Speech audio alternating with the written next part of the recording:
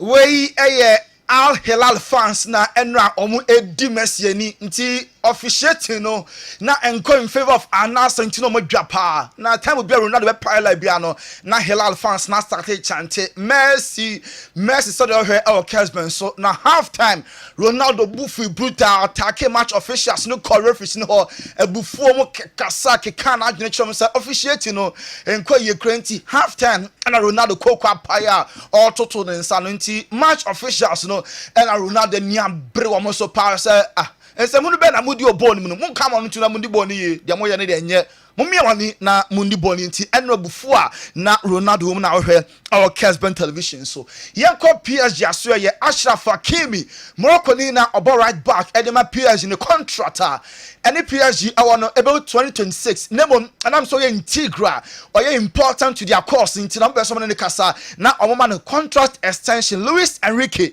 manager ade ema PSG or GD pass Ashraf Hakimi it deserves a full Ballon d'Or no I was on inside it can because modern money there I was so ye papa on the adwene Luis Enrique say oh a better fullback Africa a better footballer Tesha Ashraf Hakimi Ballon d'Or Africa there no I was say timi call Eddie Emano it also our PSG ne Donnarumma Italian goalkeeper demo Emma PSG were granting interveding komopi na kakra Eddie Bana no play Champions League no say PSG omo enje Champions League janebom Donnarumma echremu a was settle ye pa PSG ne ma wa wo omo PSG Paris Chrome ho na bibia edidadin pa nti Champions League no omo obsessed some betimi age nemo ani kwan say away omo down omo enya ntoboase na omo nko no one match at a time omo ka say omo prom ho apre Champions League na ahwa na wait no e de omo perform to omo nya ntoboase asen when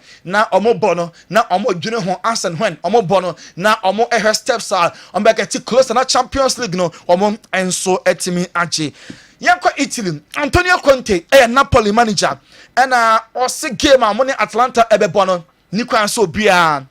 And directly Atlanta na Champions League no Arsenal for Atlanta for Juma name ama cheap ama for edunti oya Napoli fan na okasa league no Napoli for na dasro omo above Atlanta na okasa game also Napoli for no share with chicken ease a very very difficult into no room for complacency niko answer omo directly Atlanta wey en nsema Conte eri atudwa na Thiago Motta confirm enra e won a pre-match conference say Juventus ni did this match na so and Douglas Luiz and Nico Gonzalez Sato plus no ruled out Nico Gonzalez enya muscle injury and match no ontimi embo enyo no nko Douglas Luiz so epra also ruled out of a game omo enso ebo we and in summer Thiago Motta coach ede Emma Juventus ede atudwa Rafael Leao AC Milan boy no for the fourth time in 3 games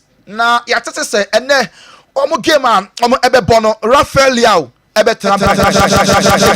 Milan omo darling boy no time be omo bo game na omo de netete akire say atisen obesan so atran bench weekend way game omo enso ebo ne relationship with head coach Paulo Fonseca enye kra na unu say former Man United striker Dwight York Dwight York na waka those days Man United 99 hey Champions League omo take last minute boss Ameko first Bayern Munich by 2-1 2 very late goals no not Dwight York now or part of United on it and the Cole to York to Cole now Dwight York on my point in the head coach our TNT national team Trinidad and Tobago the Chrome national team afei na omoni adwuma no e de ahye ne nsa enra and Michael Essien enya ne UEFA coaching certificate na obia ebo Michael Essien abaso kofompo e kire se Black Stars no emena so se also Michael Essien ye man ebemban ye national team ti enra ne certificate opposed to ye no ena obia akwase a omo ebo Essien abaso se ball no wa advance ye pa the technical know-how no or the be and so etimi ede aka ho na yenwura am United omo ede 3 players din about na size 3 players no omo yimu bako as United player of the month year October na size 3 players no Casemiro Alejandro Garnacho, and Andre Onana. Remo, any 3 players are Man United actually saw Mabako ebetimi afa United Player of the Month. And to Abana, why and I'll vote Ebeko Eddie Amanon, Ebe Casemiro, Garnacho, and answer Andre Onana. Ruben Amorim, Lisbon coach, Enrada, wa confirm Sampa, season way, or catch team owner, say owner be kind of cry. Only the commercial we be in the last season with Lisbon, or be free or ampa. Now, or be so or check or so be boy contract no season way. Nanka wajon United. Then so at a point, United catch and say take it or leave it. Either so be back see and I say forget it. You find a new coach. No say oh, any meba. And on the president Edin Crada da. Mommy and change some man. Ruben Amorim, coach at Ober United, no, or the Atuja. I had a talk with the president Hugo Viana long before Viana left, and I said that whatever happened, this would be my last season with Sporting. The president is here; he can confirm that. The season started. We were all.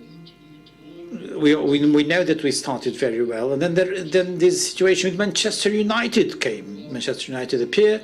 They paid above the clause, the cancellation, the compensation clause, and the president defended the club's interest.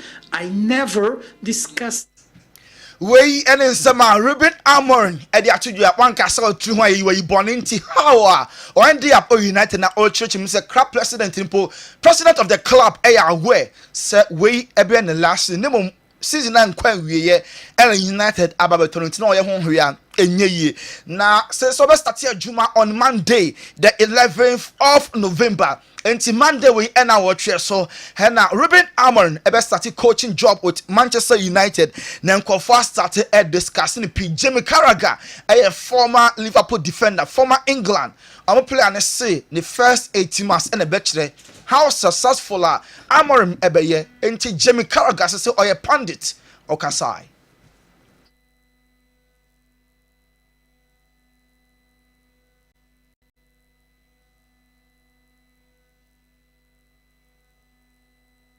Ti yebeti nsama Jamie Carragher ono so edi etudwa ewo ho no mo na enye Jamie Carragher nko a enye Jamie Carragher na EPL managers no so akasa momienti nsama EPL managers no omo so di atudwa.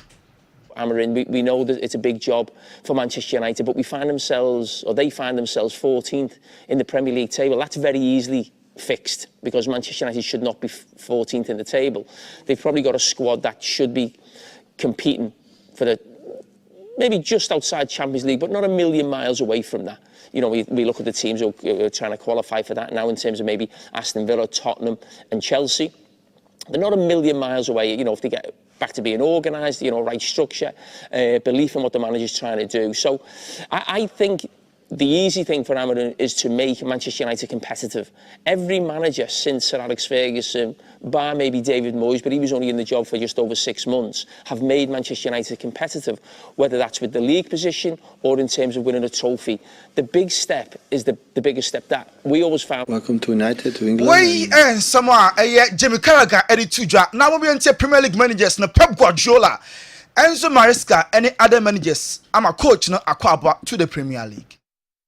And I congratulate him. And next Tuesday we face each other as a team 2 or 3 seasons ago in Champions League. So yeah, welcome. All the best to him. And again, if the people in charge they took that decision, it's because they think it's the correct one. So all the best to him and all the best to Man United. I only just heard that Ruben's been appointed. So. Yeah, he'll have his feet firmly under the desk by then, and looking forward to meeting him. I know something about Ruben Amorim because we play sometimes in front, and I think he's doing very good work. We are some of the Premier League managers. Yet to Unai Emery, yet to Ange Postecoglou, Enzo Maresca, and Afe. Yenya Man United Pep Guardiola no Man City omboboko no coach nso ekasai efa Ruben Amorim Liverpool aso say Federico Chiesa opera na yebisa coach and as well said that Ben and Chiesa eba yebenya no before international break na say dey play any prano enye easy sir enunti yebehu na just after international break no and Federico Chiesa Juventus player no wa join Liverpool no fans no best start say almost so join the game. He called Real Madrid as well. Yes, say Madrid are making another move for flying with Leverkusen. Or more and I'm attention player no. Or many bro on her pass. Said yeah, Madrid or more advance here. Or more start here. 2-1 omo any foreign vet player nankasa ni agent astatian omo enso edi koma hono na yanko Real Madrid aso Florentino Perez president of the club nani nje hawa Carlo Ancelotti manage Endrick any other goal Ojiri pass some kwada we mu Madrid omo future okwa Barca and kwada no ana airball na so nim de ntia Carlo Ancelotti oni gidie other goal mu untrusted Endrick kwada no potential ball no omo nim ball omo time na omo nkyere niema mu Florentino Perez onye happy with how Carlo Ancelotti managing issues yet Vinicius Junior Man United so enya na omo epenti omo sign contract be 2026 no so I extended there ene na omo United as a club no ebeba se omo enya Vinicius omo enso epe Kylian Mbappe Classico no happen exactly a week today outside nko a nemam Classico no bana wie no onanga asa no so no ho ansa ankoye enu nti this week training na Mbappe onye easy cry was step up the game timo more Kessben TV no kwa force anya de hianie Classico na osan ka we way training grounds football that ho defenders no way back no atwe no more tackler Antonio Rudiger Edema Mbappe nyamenko a enti yebehwe Antonio Rudiger tackle na ode kwa Kylian Mbappe so no na enye easy krananka ebetimi epra no de wi a osi bia ne nyamu ede ema no na enye easy nti Kessben TV na mo amohwe no Rudiger ebeba mohwe tackle no bia ne nyamu sa nyamenko aka enya Mbappe anka bana anka ye kansan foforo oholomo yanko Barca so ya Inigo Martinez say about Barca 2 seasons enie na trophies no onyam peja kese pa enti afuwe there is long overdue abroso so no as a defender Emma Barca or lifted a major silverware with the club because season when you season na Barca ebetimi are compete for all trophies omo and so I pray for yebisa Lamine Yamal say nyakopon em opportunity say one can create a perfect player and can player no ka qualities ben and ka obe possess and also the player no ka skills ka obe choose that of Neymar da Silva Jr. vision obe for that of Javi Hernandez finishing David Villa headers Suarez free kicks Leo Messi Enrique Dembele strength Zlatan and a mentality I am Messi way anyhow can you go for man chance so on create on one perfect player denka obeye eno na unim say Lamine Yamal nentadia enoda edeba bonte no 304 polo shirt oversized no cost 59.99 euros enoda sold out into more Kessben TV no picture way atadia omo the babontin eno supporters need to go so they say Lamine Yamal on the face of Barca born on and off the field bibia apeke the ama boy no na Pau Kubasi Barca defender only say Man City manager Pep Guardiola wa monitor boy ni brutal sa onyane next season pa ka obefa ne sa omesi akan emfa Man City omo football club no ene na Barca Athletic eno Barca omo junior team no omo airborne ankofa omo bob match na omo ene gymnastica na Asia Ghanaian 2 players Abdulaziz and David Odro eno na omo ye part of the squad omo back Ghana 2 weeks ago be finalize omo document na mamo kwan say some eligible and omo timi abo ade ama Barca Athletic eno Barca reserve side no David Odro and Abdulaziz formerly of Dreams and Accra Lions we show omo mienu the very best of luck na in the Premier League Chelsea and Man United Jadon Sancho oba me say sa game wey ka a big opportunity say ko be facing the former club na so wakwa kopra anunti oyare match wey ontimi ensia kan ho Mikel Arteta Arsenal manager or say ampa Tomiyasu onya fit enti match omo airbo this weekend game omo Newcastle airbo no Tomiyasu so entimi ensia kan Thomas Partey contract no running out na Partey contract na ewu no and Mikel Arteta say Partey age on the side Oya ko 31 na omo ne bekasa ama Thomas Partey contract no omo etimi aye ho bibi enso ho no mo de ade wie major leagues no yenko Premier League no matches awodo enso ba so Newcastle any Arsenal for bo na Bournemouth any Manchester City any afe so Ipswich any Leicester ebeshia Liverpool bo Brighton Nottingham Forest any West Ham and no EPL fixtures no na Southampton any Everton abo na nyame adumo na Tottenham abo Aston Villa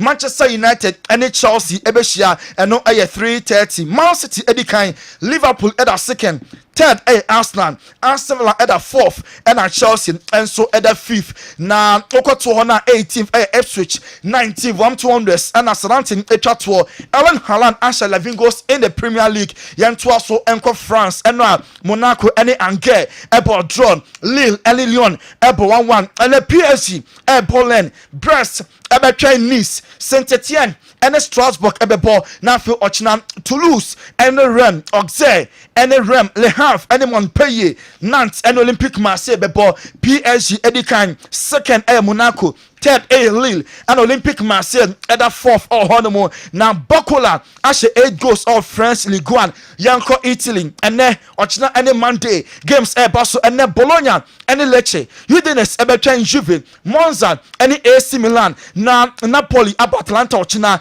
Torino ni Fiorentina Verona and Roma Inter and Venezia na Empoli atwen Como Parma and Genoa Lazio ni Cagliari Napoli edikan Inter at a second Atlanta na at that third Juventus at a sixth Italy omo etebo no so na yentoa so enwuramu Spain enwada Osasuna Enwa Alaves Eshebakwa Mallorca omo entimi ante our Spanish league ni mu na fei ene Osasuna ebo Rayo Vallecano Girona ene Leganés Valencia and the Madrid match near postponed Villarreal and the Rayo match so postponed ochina Atletico and the Las Palmas na fe Barca and the Espanyol and so abo Barca edikan Real Madrid na that second Spain omo table no so and Germany Leverkusen and Stuttgart ebo goalless and Bayern Munich and Union Berlin ebebo na Frankfurt and Bochum edia so Dortmund ebesha IB Leipzig ewo German Bundesliga na table no Stuttgart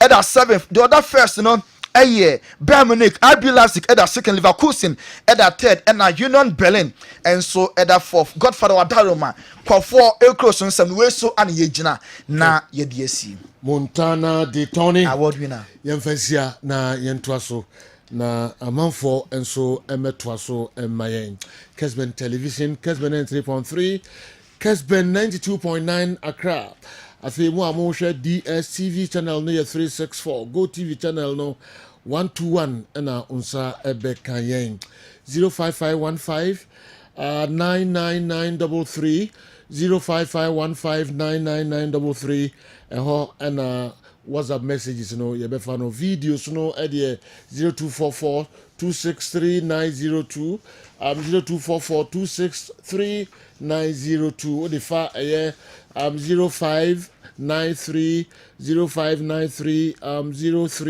030110 eho so ebetimi afano 0593 930110 nina na befa WhatsApp videos no na ememenda nti dumienu ken na epegemu ama breaking news abejafo enso aba na omo aba betrase messages no eba kankra eba na aya na maye ntientie mehu na ewa na metwam na mekode etia kakra. Welcome to Manchester United, the best club in the world. Ruben Amorim and good luck Kwame Walcott, Santasi news site and ebiewe mu kama pa abreye anopei. Joe, good morning. My name is Ima Kotoko at Hamburg. Greetings to my friend Abbas. Really, Kumasi Santi Kotoko disappointed me in their game against Legon Cities. a club that every club in Ghana is taking 3 points from so easily. Okay, and Tina the free Germany, Hamburg, and so by and no kudos to why I want Andy Kem. I want Andy Kem's thoughts on how Anslot has been able to make Gravenberg a normal midfielder playing day in, day out. What is the magic behind this current Liverpool? Because their second half against Arsenal was wonderful. Kudos to Samatex, Ghana's Newcastle, for scoring Accra Lions yesterday. Okay, Entina and also I don't know. Therefore, transina fee enche omo abiebiem na mididwa enso krankra efa on. Joe, the Ballon d'Or and FIFA's Best Player Award. Which one is a greater? Okay, for a football player to receive in his football career. YRC Focus. Achim Nkronso in the Eastern region. Una the way Abreme. Andy. You know. Maybe ndako asamba between. Emba be mo akokumse dumi no bebo na final whistle dumi de no dey aba ewe. And he matches ahodo any club issues near the yam pick and cry. Na o shall say free. Oh, you know, not so much the other list. I think say measure say from the Premier League. Okay. Premier League. Mind you, Enran so man for questions, more answer could do, baby. Yes. Franco Naro especially. Need you know, I'm the one touch cry. Yes. Into and then Rebema, I say your picky areas, Yes. Now they come foreign stories, and so on. I'm say yeah, bujinum nana. Nana tornado na Sunday. Nana tornado. And send the message we ba say. Yeah, Nana tornado message, Say, okay, now if Brandt now they buy say club obetua the players kayi ana sika be pie mu ana free GFA nemom clubs nankasa presidents no Mensa yes good e buy no call Madrid ni Barcelona na ade enye FAs no ene ma omo sika e ran omo clubs no de no ba edru a obetechiri mo wode. But first of all, obi an kan wahada say GFA president and then go back class moment players. The discussion was not about that. Oh, so no more TV rights, some clubs in yes, TV rights, players in the car. So what can first yes, standing on expanding about making the league lucrative. It's you know they also Yakoba, Mammy for Yakoba. So Joe, one big game na ekoso ne na MPP no ade aya na high investors no early kickoff. And then game back where Basso was in James Park no Newcastle United versus Arsenal.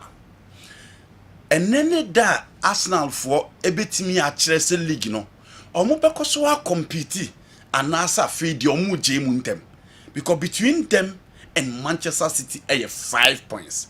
Na Pep take lead na on fa ba no nto e na watimi kura ba beji afri ni nsem ana wafa se odi kobi enti and then Arsenal St James at the last time we copy mu in the league no Anthony Gordon 1-0 no entimi am an survival enti said then Arsenal anko ye na City timi share of vitality na extension no echo 8 it will be very tough.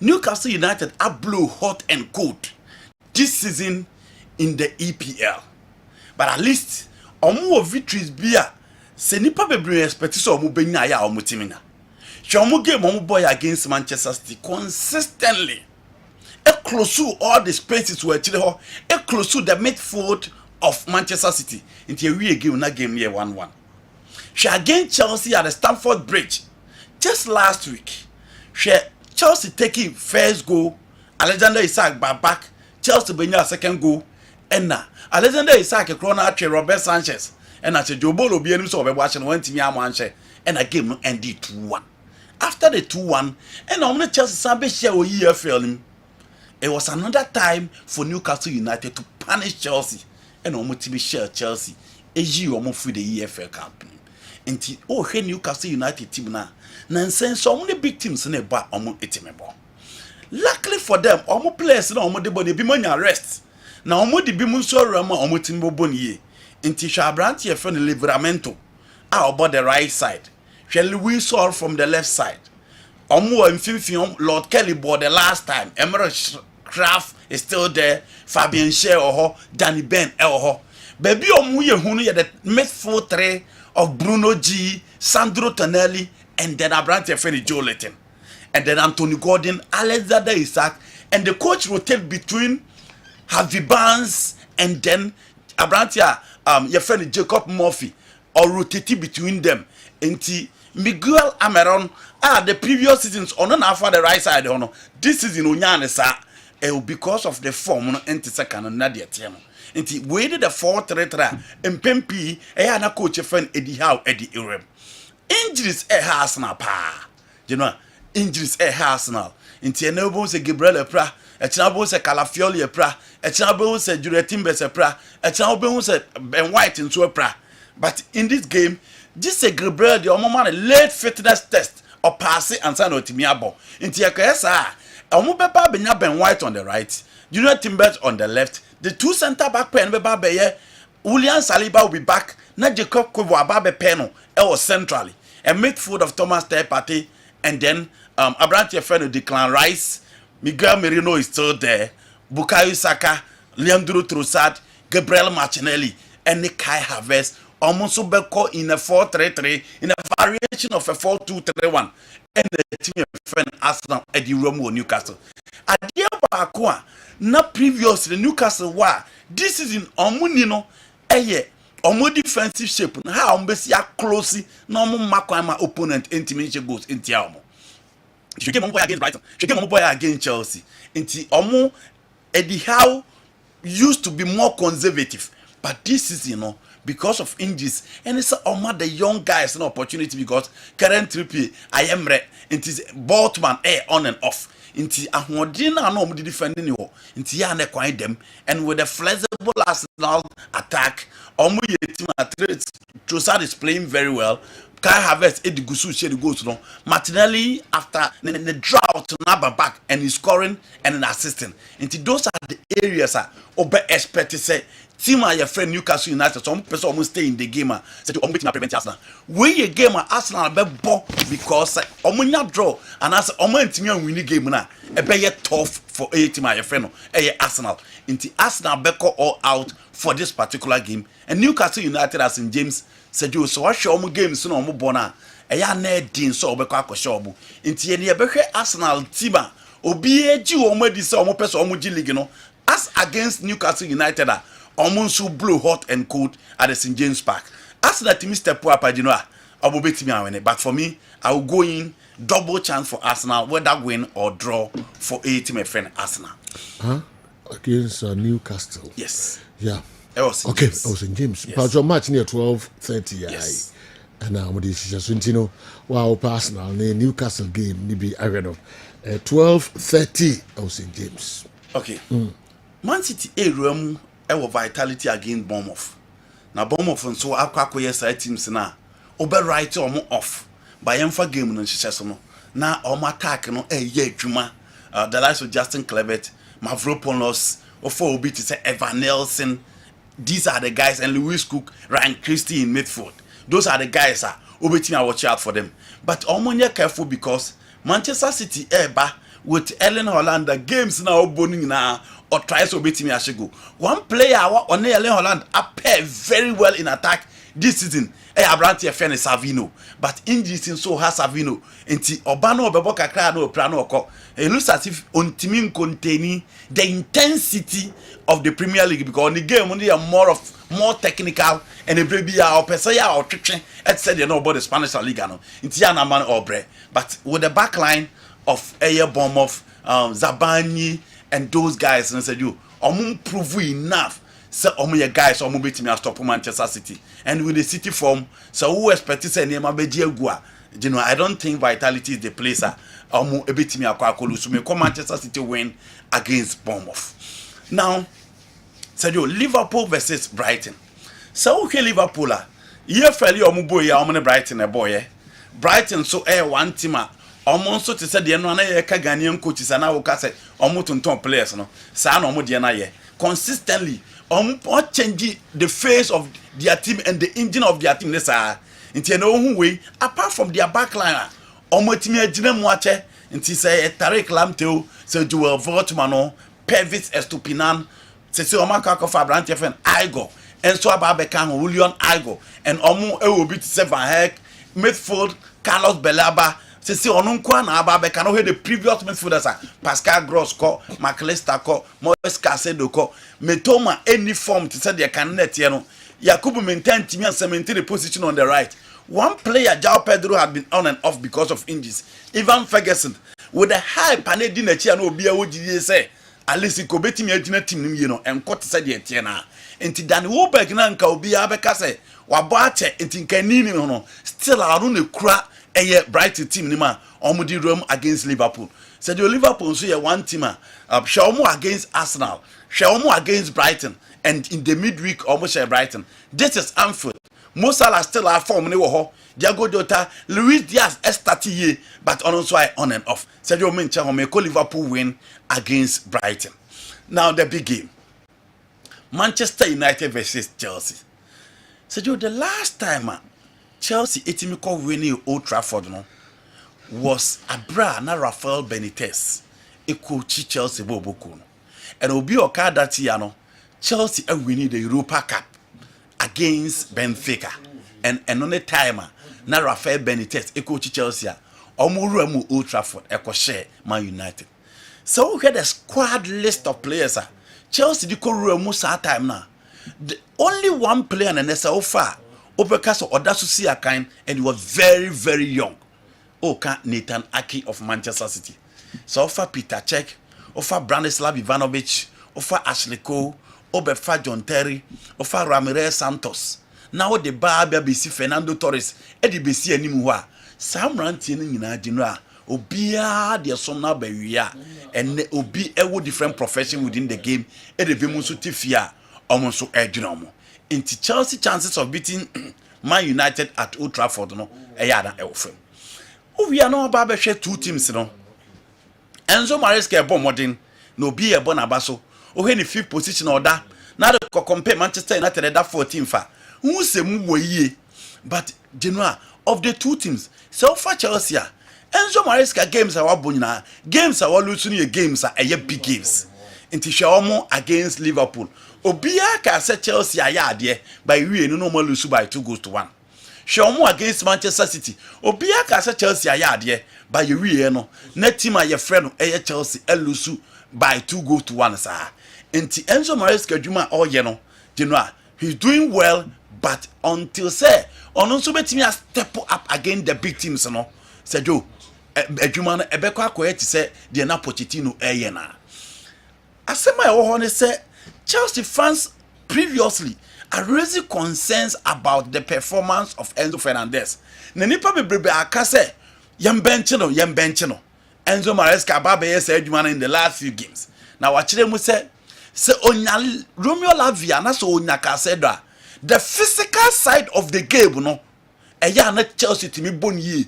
The good thing for them they say so Romeo Lavia apart from say attacking or quick eche Enzo no born sa bedini ho a the Enzo nimi ya range of pass and midfield dominance no Romeo Lavia edim ye and obi a obo Southampton you know, obviously a Southampton midfielder who have those attributes and coach ne prefer or no so they be pair Moise Caicedo in midfield than Enzo Fernandez and who was Chelsea against Newcastle United no Enzo Fernandez a bad game nima you know no be expecting ko betimi aye bibi no game no wantimi amo into the chances of coming back now no aye den for Enzo Fernandez into coach no the pivot no was settled with the two players no ahead of the game against Manchester United. So we Man United in so a said you almost games so omo bonyina no hwe omo against Tottenham Hotspur omo conceded 3 goals against Liverpool omo conceded 3 goals and so two big games omo so aba nka wo expect so omo betimi aye bibi no ni nyina so anko yi amfa amomo so two teams omo shia omo nya de when it come to the big games now na Man United hopeful say this particular game on betimi aye bibi In the midweek at the EFL, coach a yɛfɛ no Eric Ten Hag after the West Ham game adwada no ɛna ba so ɔmagya opening ne kwan. Na United fans bebrebe happy because abenedi ɔmadi coach insa no na obia pɛ sɛ ɔkɔ. And on the team na Ruud van Nistelrooy say in the meantime ɔno no nfa team no ɔmfa nya adwuma. Say Joe, Ruud van Nistelrooy ebo against Leicester City. Na o chef goals a Manchester United ya. On kai the last time United ebo game omutimi share 5. Now we are no free wa. You look at the performance level of the individual players na omubo game no. She Casemiro, she Manuel Ugarte, she Marcus Rashford, she Abrante Fene Garnacho. She performance omodema. And these were players and I question coach and say Wakoto players baby. The only player what me already discover the form this season Andre Onana. Errors last season no Mama United considering I say wajai the level of confidence now no be him say or did that problem she say Abaso. But other players are almost team na ko yinem you know team member. Me ditum say less than form full strength in the boy but what Manchester United be him say even against a lower table team say team no need form United in the boy or bread it's a gamer omo boy no be hu say omo yi omo yam no omo boy look at the goal Casemiro scored cracker it's likely say coach your friend Ruud van Nistelrooy proud to this particular game will also settle for the midfield two of Abrante friend Casemiro and Ugarte. It's a Christian Eriksen will not come back. Now you know the field of play. You hear the two teams will be at the bed and the baby will be a hot in war. So for Man United, Mazraoui is not likely to come back because coach now settle on Lisandro Martinez on the left, and Dalu Beko right. Central defensive pair of Lindelof and then Abrante your friend Matthias de Ligt. Midfield medical Casemiro Manuel Ugarte. Now, o share the trainer Bruno Fernandes, she the go no share against Leicester City. A quite of far so dummy keeper no trade ball no kobo share. Garnacho is playing well and Rashford.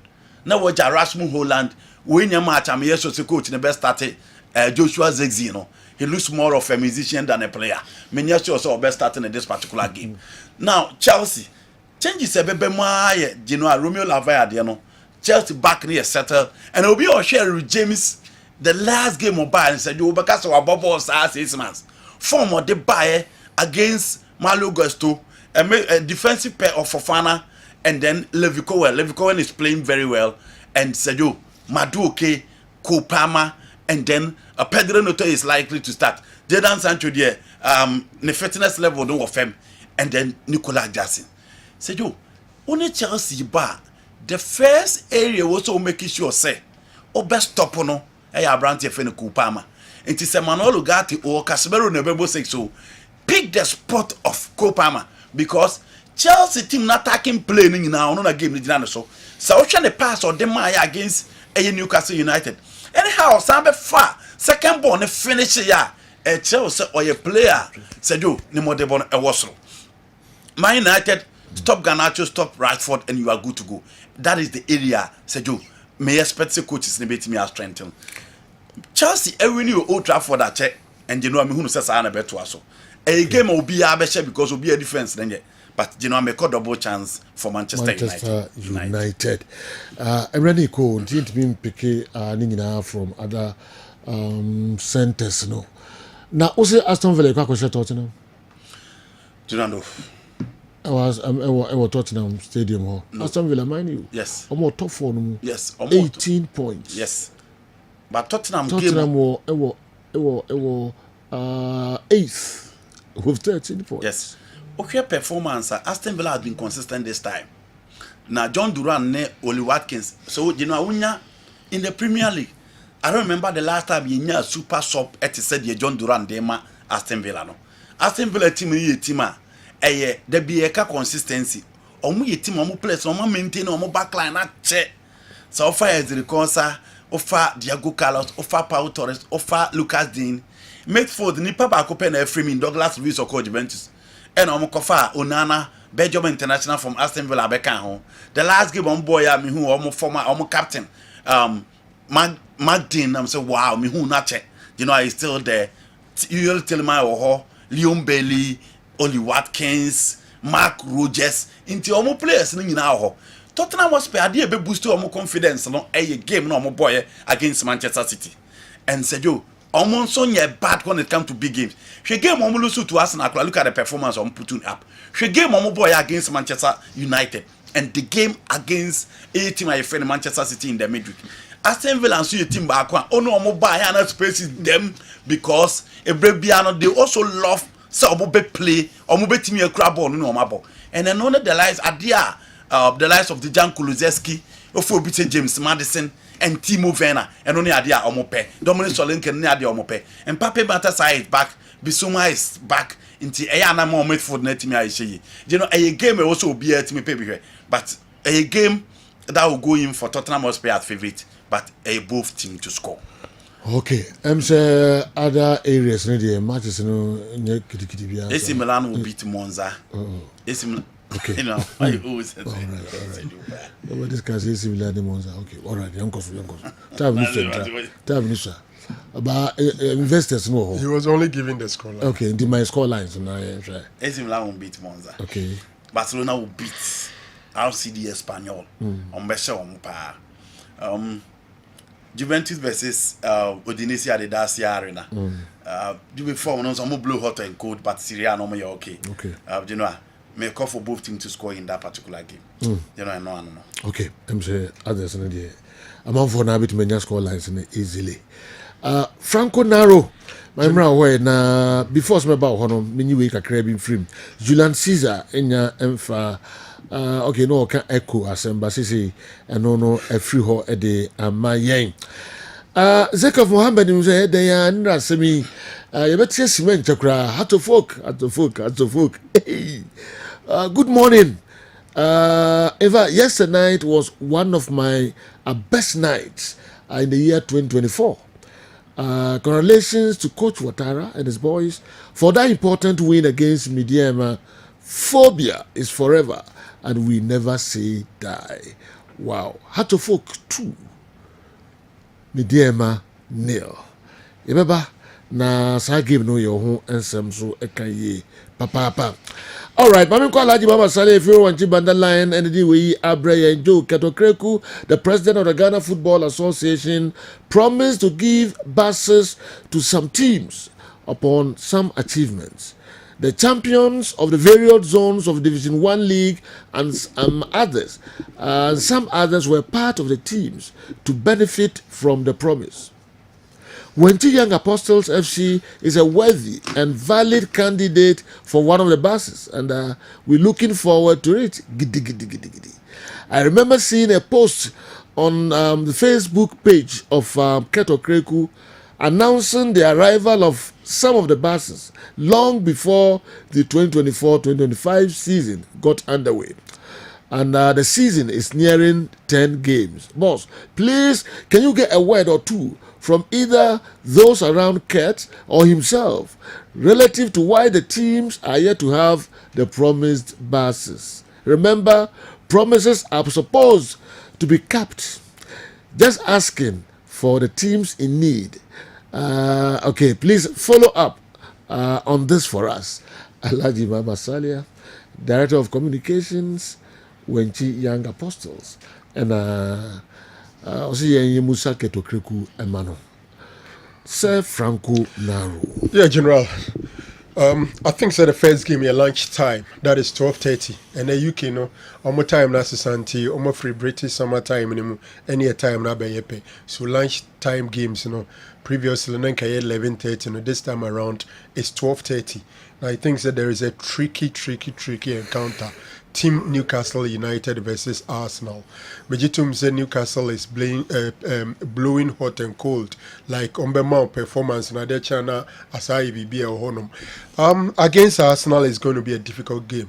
The good news for Arsenal fans and is at least Omonya some of the few players from injury and suspension are back, so they are likely to get a formidable usual back four. Now Thomas Partey are commit for that compare with a Declan Rice. I'm hoping there with the return of Saliba and they Julian Timber is also available. Ben White is available. So obviously, you expect Gabriel and Saliba to form their two centre back pair. No? Now, when you're Ben White and Julian Timber, or of course, if you have Declan Rice party, I think Arsenal is going with a full force. So Bukayo Saka, Martinelli, and Trossard, and of course Havertz. I think they are going with a full squad. So injuries issues, yes, they still have some injuries, especially to their captain Martin Odegaard. But I don't think so with this starting 11. Ubetumi they blame Ashe injuries. So why we this game? It looks so tough for Arsenal. I remember last season Arsenal could lose this game. It was St. James. And for me, going into this game, looking at the recent performance of Arsenal and Newcastle, I think Newcastle is a slight favourite over Arsenal. Arsenal based in this game, especially in line time, for me, is going to be a draw. Obviously, the biggest game is the one happening at Old Trafford. Man United versus Chelsea. What we call the new coach bounce. I don't know. Sebet Waswa. But you say, oh, sir, Van Nistelrooy is a new coach. Oh, okay. Yes, Van Nistelrooy is a new coach, and this is a United team. The entire season, Premier League, no matter only 8 goals. In fact, top last 5 teams are goals. Someone team at the moment, or the Man United back home. But interestingly, against Leicester City, they scored 5. In Tiageno, I'll be say that assembly I can say coach Fufuro be bar. Sɛ onye bibi nwa so bi kura players aho keka kosoro obia confidence ni bibia kosoro no so eno na yehu ya na. Even if you are looking at United in recent times, Ole Gunnar Solskjaer in his first few matches was super. Ofa even Rangers ne Michael Carrick money there obia befano on a temporary basis. They give you some consistent performance against the background of what Andy indicated. Say Chelsea ankasa o Old Trafford no ya na edin Edema Chelsea so befa win. Me Chelsea game will lose it to Newcastle. I don't use it as their standard because Enzo Maresca dropped the entire 11 players and already a new 11 ebe start here for me. And what I also call inexperience in the league because team there say gather momentum. Yeah, man who can lose games is even though it was a league cup. I felt say to change the previous game entire 11 and starting new 11 was not something good for Chelsea. They lost that game all right, but it looks like Obe Parody the best team against Man United. For United, them who here against Leicester, it looks like Ruud van Nistelrooy onye bia complex bia or yeah normal thing. Obia in normal position. Mazraoui on the left, he prefer Mazraoui on the left fullback position instead of Dalu. No, the Dalu, no, echo right fullback. And I'm expecting, say, Obebo the late and what do you call it? No, this Argentine. Lisandro Martinez. I'm expecting that. And we got Edema, any Casemiro, the man, a bit difficult. So basically, maybe Christian Eriksen might not be available in this game. Then you have Bruno and Garnacho, and of course, Abrante Freno, Rashford with Højlund in front. General, it's going to be an interesting and a tough game. My dream said both teams will score, but I see United as favourite over Chelsea, especially the venue being Old Trafford, and Ruud van Nistelrooy, a new manager in charge, gives United a slight edge over them. You know, a sad news in the course of Spain. Can you no be oh, Chelsea win. Chelsea win. Yeah. Okay. I hope some of course will Spain a hard drink kakra. And I draw. Yeah, the crowd draw. But Van Nistelrooy say 2-0. Be a great bit my catch. Amarin say on track kakra. Na Rudy nyene jumane kakra fine. You know, it's a sad thing happening in Spain. Ushe nieme koso ewo Valencia. So sad. Because of that, Real Madrid in Valencia game no. Obviously postponed. A bit sad, but Fizz Empire no be able. But Barcelona did something lovely. A training ground like a kwamo fast to say omo observe a minute silent from Crawford mo show mo kwa a pre-pra of Valencia, and in fact omo observe a minute silent. I'm hoping say Spain games in the final on black and banana omo observe some silence for what is happening over there. You know, my Galatians who are in the badge, I think it's a good news. Another thing is that Duarte a former United striker, nay, Omode, a Trinidad and Tobago national team, Ede Amano. Say Alex Ferguson disciples, so no, Omumrura coach, and still, and Shadam Fasa, and a rude Nanami, and Rangix and say Wales national team at a point in time, and Shadam in terms we ruined the MCC coach, you know, Afrono. Gary Neville the day kasa so I'm wishing say too early say because Omeboa Black Stars one of the assistant coaches oh show mo who see idea Kenya bad say the nebeka okay Kenya bad say the nebeka I think say my Calisian me who ni coaching prowess okay. And I also think say team here who is here seeing you to adu edi near bifina. I expect a more experienced person. Honestly. So to adu Fatao Dauda, John Pencila, massively inexperienced. It is also bifi apa and Yamaliki. It's in be out in Bible account there, then we are adding another brain, which is a bigger experienced person because we'll be a way anybody there. He's still learning on the job. True. Until then, or the baby count probably on your more experience in seeing. Boys in England, any market, no one give you our best. Yeah, they can. They can. ACN is big. Yes. John Pencil and playing mate, but honestly, Clouter, ACN, they won. John May. And I make a playing mate. They played in the same team, national team. Make some achievements in John Pencil. Achieve will be. Miss Roker be now behind John Pencil, but more matches for Black Stars than ACN. But ACN Clout playing for Chelsea, that dream Chelsea team, all conquering Chelsea team, and playing for Real Madrid, the Bison. Once upon a time, most expensive player in French League, General. Who's too early? The youth teams, yeah. It's under 20, under 20, Ukraine head coach, no assistant to one of them. Ana Juma Lai, Edima Nuya, or dear Bufuja too. Na Ebia. But at the end of the day, means so many fools there. Onye Juma Obiase Kakra. General coach. Obiase Kakra say Ghana has Obiase. General Omra Jufino. So if you be almost free. So if you cry onche Obiase Kakra. Coaches are making no. They learn through some managers. And study under them, work under them. Which I say, Mimiti I won't rate ACN ahead of Ibrahim Tanko. Not at all. As a coach. As a coach. They are apart from the playing career at Dortmund and then Ogoya assistant or Cameroon, and number of national teams there. Japan. Or then called Japan. Or Befa in under 23. So for me, if we beefy blasters, Ibrahim Tanko he's big, but Tanko is big.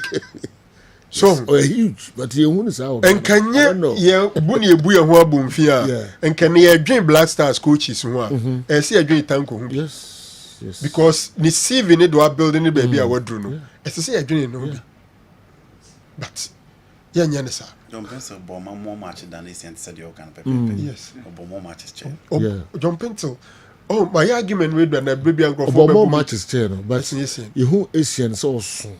Oh, you know, when they send the debate, but Stephen Appiah was part of the same Blaster technical team. The presence now boosted the confidence of the boys. He was there as in a different capacity. Coordinator. National team coordinator. New difference. No. So your question was on the man on the bench. Bench, as in America. Do you know Stephen Appiah? Only a team manager for the Blaster. But no bench. Oh no, say a capacity. And I'm saying that Stephen Appiah, I don't think that for the Blasters, it's in our club, Stephen Appiah. And no one need enough to build the confidence of these boys. We need an experienced manager, you know. Say if a coach be our experience near this Asian number come. But me who say Asian me understand the Otuado. Because Otuado Nangaza. There's nothing there to be understood. Asian team makers will be so Otuado. So Casa just a coach only that. No, mention you know. There's nothing there to there's something to be there. That is the meaning of the statement. And the person interpret when it's the person makes sure say Otonye bibi esi na ba understand. As simple as this. And always share the free. To be very honest, so what advice is and say or we in coaching badge. Yeah. Uncle will be understudy no. Now No, to adu this na so no. Sada opposite. That would be that would be a wrong. What na ye bibi kakra. Ene no. On say Bible na nkasa ehia nkyeremufo. Enti twerɛsɛm na sɛde osidi kansam. Sɛde bi sti akyerɛ mu. Yes. And no near very say what tiasi and so because maybe a quotation be on kind Isaiah chapter 16 the verse number Isaiah chapter 16 the verse number 4 quotation say Jeremiah chapter 16 Jeremiah 16 the verse number 4 or say Jeremiah chapter 16 the verse number 4 or say o yade people bo ti o nyankopon say emre ne ko wi ya o yade people bo nipa bi ama wona wu ama o ma wu enti automatically say o yade a yade ekum nipa automatically from a financial up to now one more pressure ekum mu nya easy and as a pressure nso ba yeso a the more na ye nunum pressure ndro pi no e say kum ye ben maka ho enti o wu yale bia no ache ho enti obi ti ase that is the ben ma wu a automatically o wu yale aka no ye nyina ye di adanse se obi kura anya diabetes na so da diabetes do so no onom kwa enim a the more na onom more no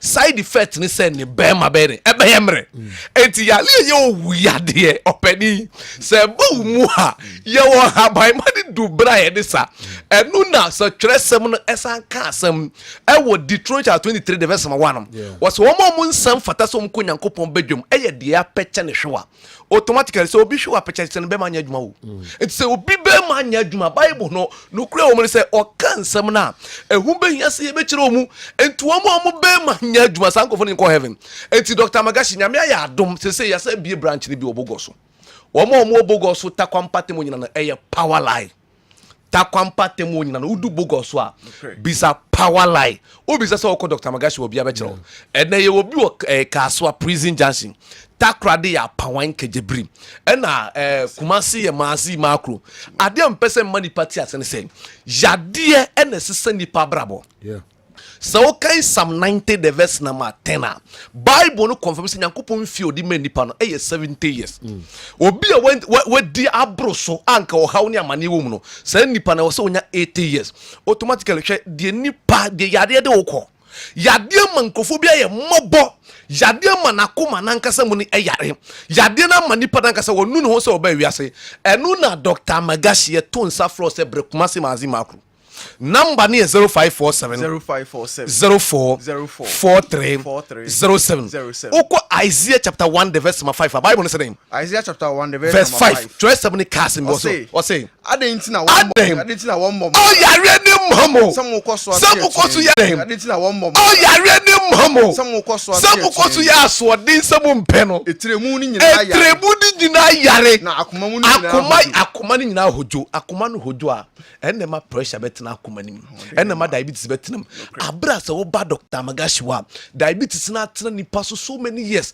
na creative how din crofo kobo nsam jam na diabetes betima ma nipa bi ewu abra ni time nso ebetima ye twa wonan abra o time nso ebetima ma wani nkosue fra abra wo ba Dr. Magashi wa sa glucose na diabetic mojenim no ye be mo odruma glucose ni anane efrim na afe no nso wetime nya pomoden CP sita number no eye 0547 04 43 07 0547 04 43 07 dia me pese me mani party ase de say onyankopon amoni pase nipa me yalefo but yade ne mo na wo hono ma yesunsun hyekiri ye wonuanom bebre wonom abrabo na wo mo bonom wo matamfo na ope wo nyina na ka wo nko anka na nka wo yare da ho e ka onu nko na nka wo step bride asa enu na Dr. Magashi ye to nsa flow sem se wo kumase mpatemu abra kumase mazima akru se wo akra ye wo kaswa prison junction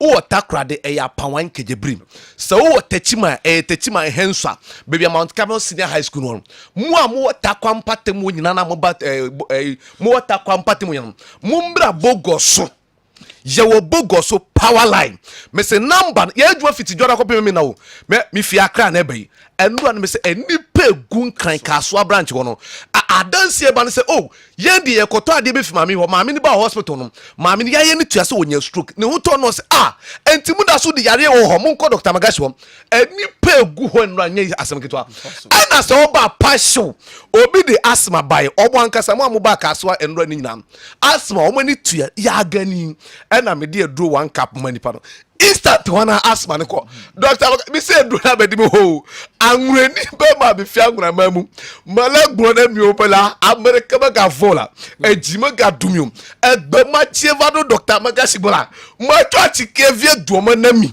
o me onya nwuro amagaw ahemfo mpanifo anwura mpanifo bi flame say Dr. Magashi wo see ma baby wa anwura ho because say the word do city ye adwuma no awrade me krom ho wa we go ba o say wo see ma baby wa ha eno kwa do hini so de ma free Dr. Magashi me see yade na hamo yade na ye twon yade na asma yade na kidney problem especially me say mema no e man say me ka chemo ho e man na ka se buni ba ho obi ti bi ba ka che say Dr. Magashi ka che mi kunu say ni ba ma da ewu no me mpane sa ka che ne se mi kunu wonye ne ba ma duro ene no ti say TV hu e man ni nyina bo he o mu flow mu kunu se mu he mu Dr. Magashi na ba Magashi mu betie asema mi kan say o panin eni gie wo wiase enyankopon ma kwan ene se bi wonu wo yiri du dema o ma wo kan ne nduma najo Proverbs chapter 31 the verse 17 was it your bema no omfa ne bema mbo na sene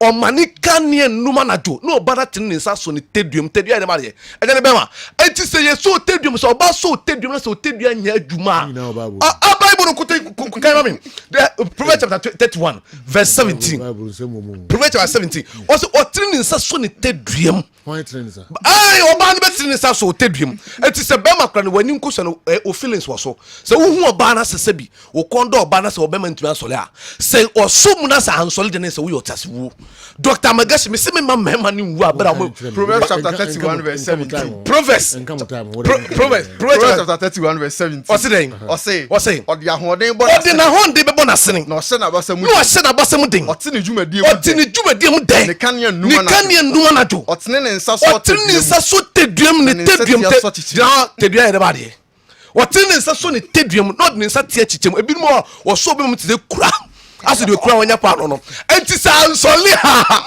opani we your chasi so say osoba no obi no osoba no aso wode ne nsa tia no de nam so no agade enti sa nsole say kim asebato number no 0547 044307 kuma see ma si mako Deuteronomy kura be kai Deuteronomy chapter 28 verse 30 no kura wo mo say go the Deuteronomy 28 verse 30 was obeji oba wale den be manja dwa no oje oba wale obi ni beda obesi dan but wanye care for dan no ontinem asiche emma bebre wu eje fie na mama because of some be manja dwuma oba boni e ba oba 3 years ade no enti 1 Corinthians chapter 7 the verse 9 Paul Petro num ka say masa ekunafo na ma wale pen na mukun mawu no eyemo mo se mo be wale a chense mo be da na mo ho ayera mo enti quotation say o kan Deuteronomy chapter 28 verse 30 o say obeji oba wale obekoji oba wale na obi ne no ada patro me printing press me am cho Bible no obesi dan na ontrem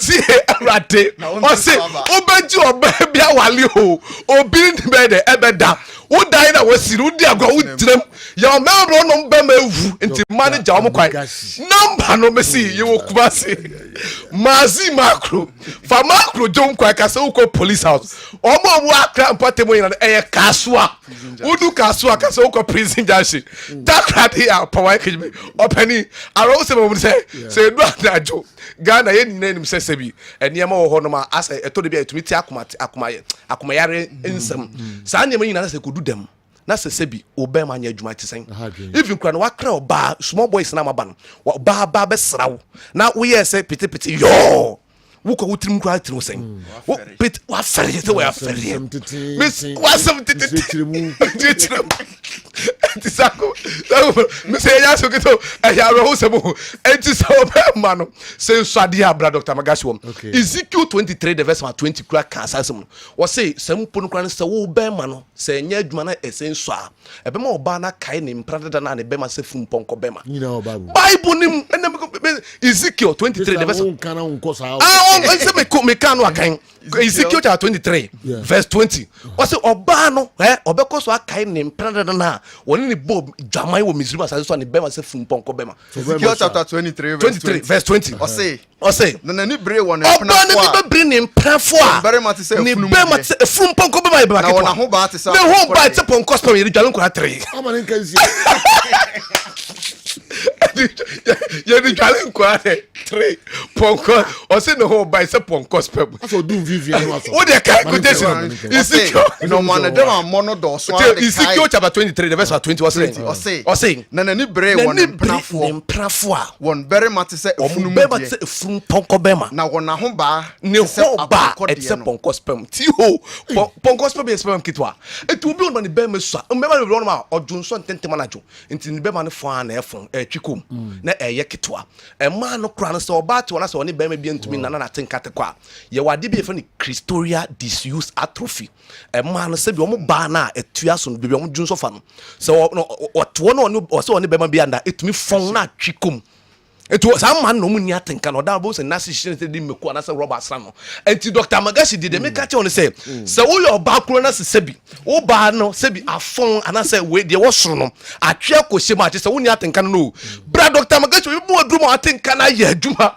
hwa me se takwafuo nyina e dey adwene mo ho ye bie bra chiri bi obogo so ogalam se ni sa aduma den nti omo be ma fofon e na obi on ma gonorrhea ne syphilis chlamydia de ye kan se bra Dr. Magashi wom ye wo bogo so power line na wo hu fie no kura wankasa kura wo ye mbehye wo say yes efie nim power bogo so power anya asem kito bogo so power line enti bisa obi ase o ko Dr. Magashi wo number no the good screen so for number na frame 0547 04 43 07 0547 04 43 07 omo akra nyina na e Kaswa prison junction and lawyer Morris Sampa okra ma ye fie ben kolebu say ye bi hospital bi because adanse e ba no pani ehun nkan kro ye be fa kro nim ye be fa kro no mo amu tesi ma nyina na ye woteti ma henso mo amu okumase mazi makru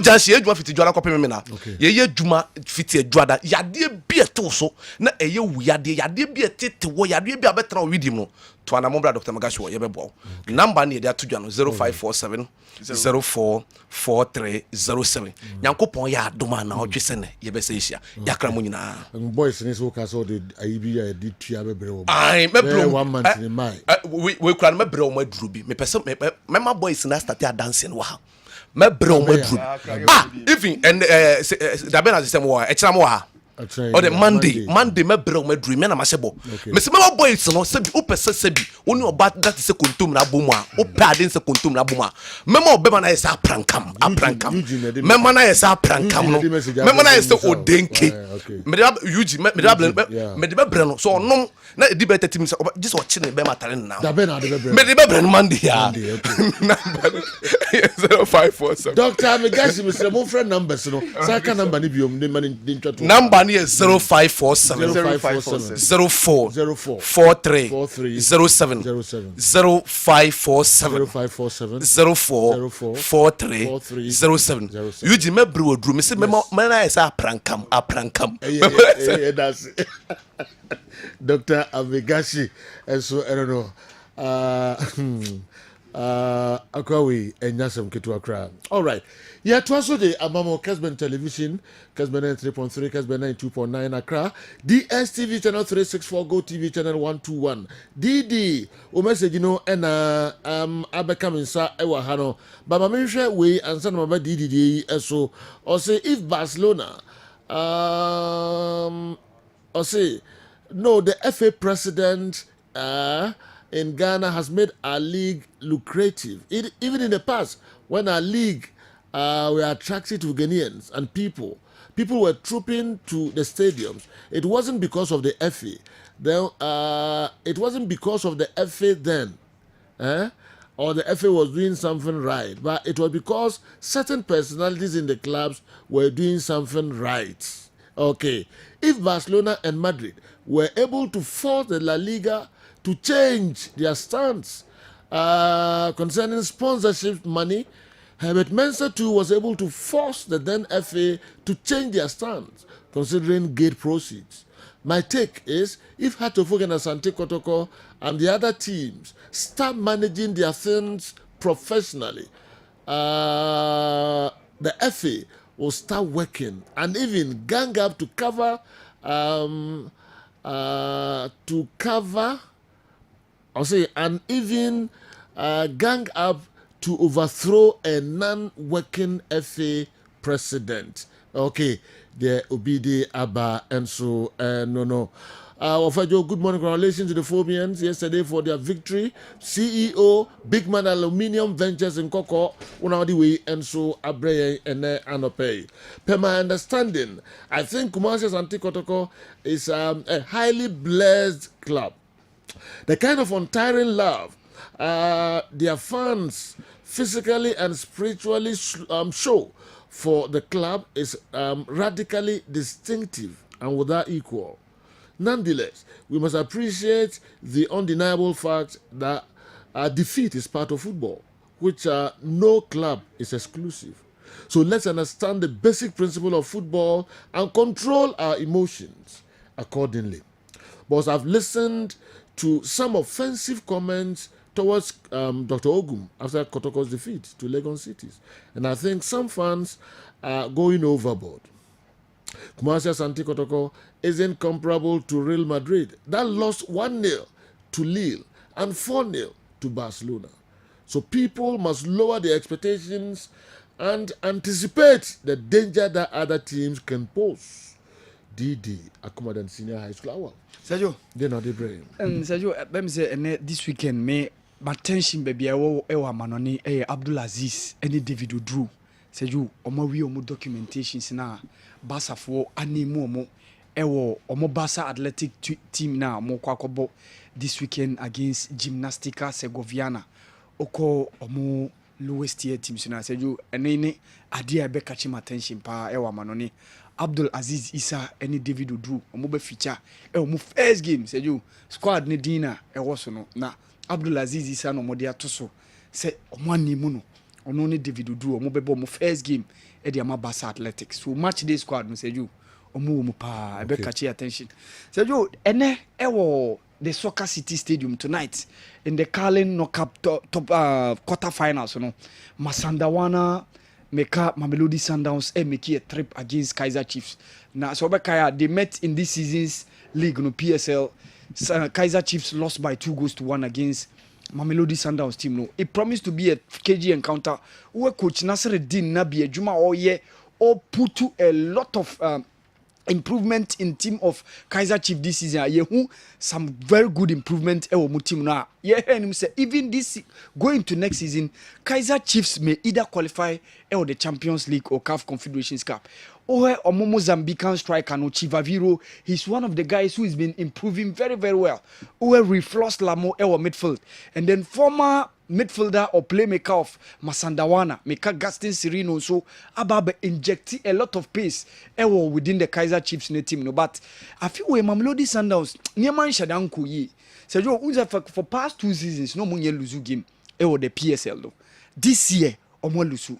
Minim say bia obeka serula ni mekwana ni absence no na ama this kind of things about. But Steve Confella mo any Mankoba ngwiti omo etosini kakra.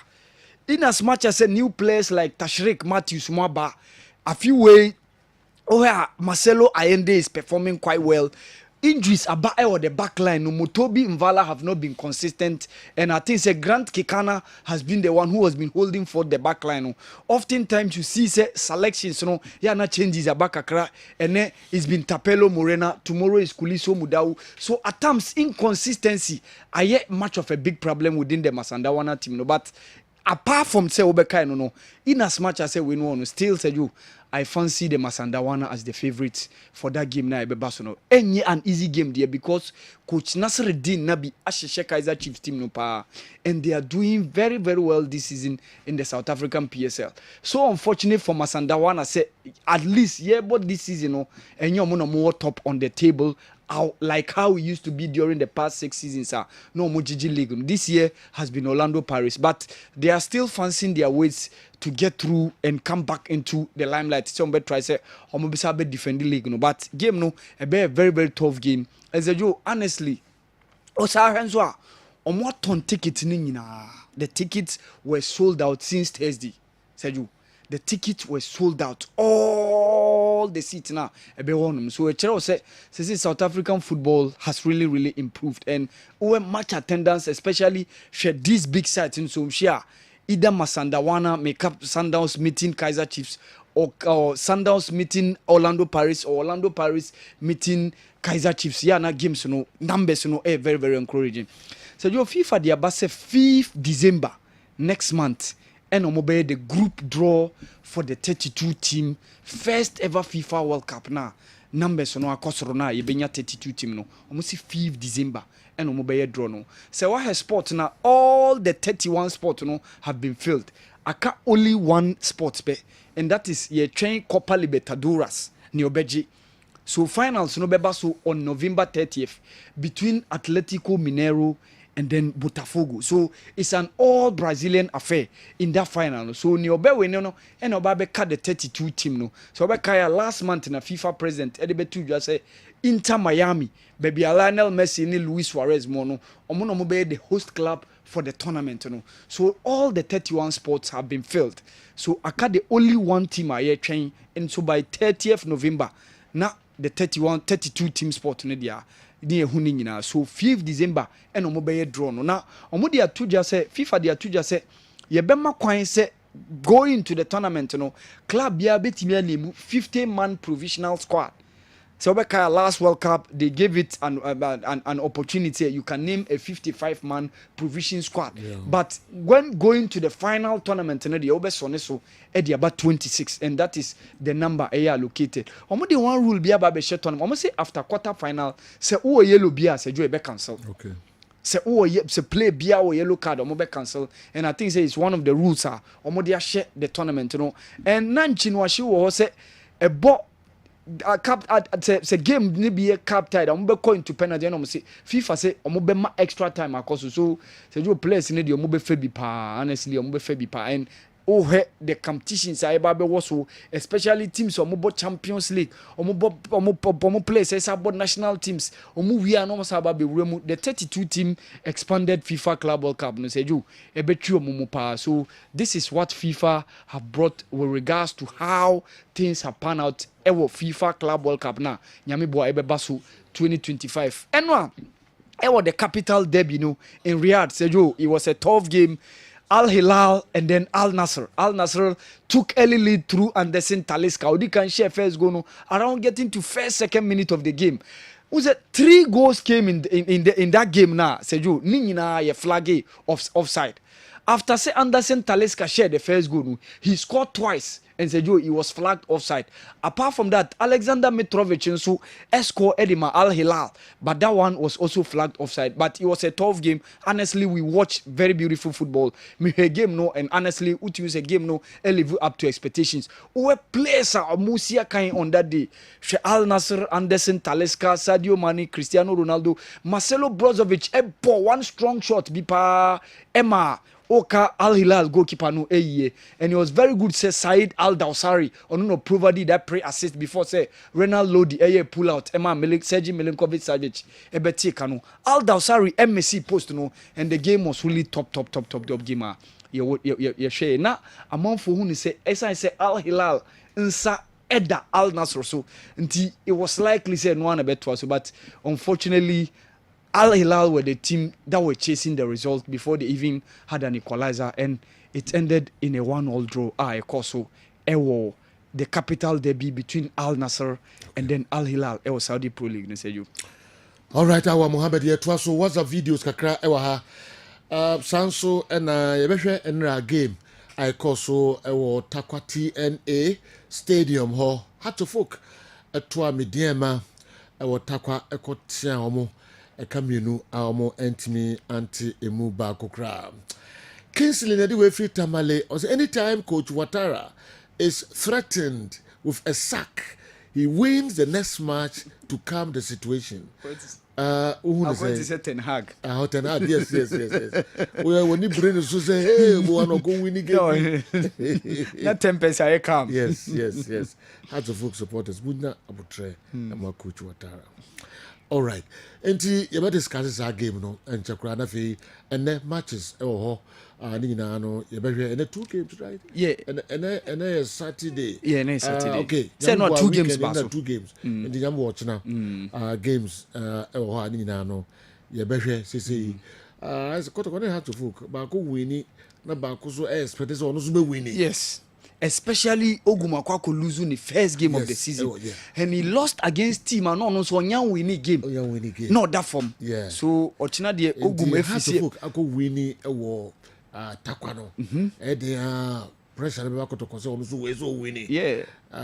Omi no game ni yede. So interestingly, no 1st November. Last year 1st November na has share media 3-1 e Accra. Okay.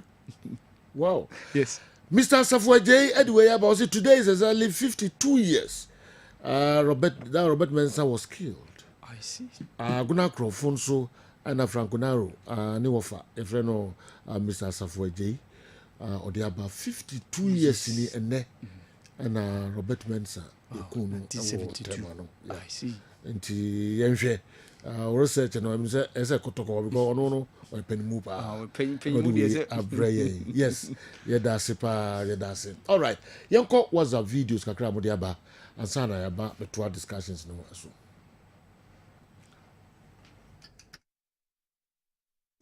Ene am pese mo boa me ne se. Me ko Black Stars asye. Matna sia hu se chances are yedima foreign players na ebe participate ema Ghana Black Stars no ya na sa chances no eso utimi se ye free bi oba ne mode mo nko kan but still ye koso efre no ema ne bebo but ye local based players no ye free wo de wo ba ye ma wo mo but ye see omo de mo nko kan. Good morning, Sir Joe. Acha me chia oni wabedwafo nyina nkanka mebra Franco Naro. I from Semester Frank because of free land in UK. Me pacho, my question is say, you start season no na tinedu. Born no nya bimo. Onya bimo na nkrofo bebre e kasa. Se dwofo bi wo Kumasi a no ya agenda na coach ni ne wo asem, coach ni no problem ti no nyusu no. Pacho coach ni yusu too much no. Pese and became any Newton access ni game no boy no because me there me hwe ye no ma hu difference bi o de back to come forward tim pese omumi no hwe se oba ye no na ni game no na te se na ye anase na nye ntina coach na nyusu no eno ye one. Good morning, Sir Joe.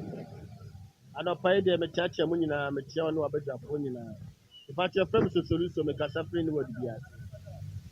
Sir Joe, Sama goalkeeper Mohamed Al-Assad de Betu Zanon. The Joe me share the same sentiment. But just catch a coach they say. Umeni Ghana seven free. Now I am the competent one on that point in mind because we share Frederick Asale. The modern man Obama Santi Kotoko. Now we share Muhammad Kamara chance kako nyano. No one say boy no one go that same. Me am Ghana semunya the film. Na ma afra chance. Was me sure say Muhammad Kamara we Ghana ni kra ko betimi a chairman e Black Stars. Ko be chairman e Black Stars ne pa. Ile omuni Ghana semi-film no mon drop Frederick Asale na Muhammad Kamara nya chance on na play. Eda masi na ko po Islam.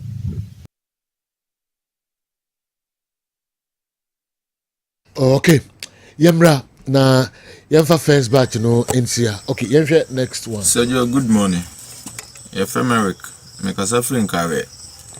And now the a video no time na answer yes. Me question by into my answer. Maybe I'm sure me say Division 1 na mon ka ho asem. Timi sremo.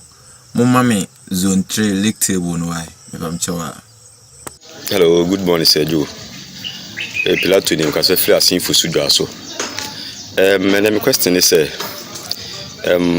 kwa mi poku ni Isaac Minta. Pacho sisi ano match so me clubless. Na ne kula na so me clubless nso a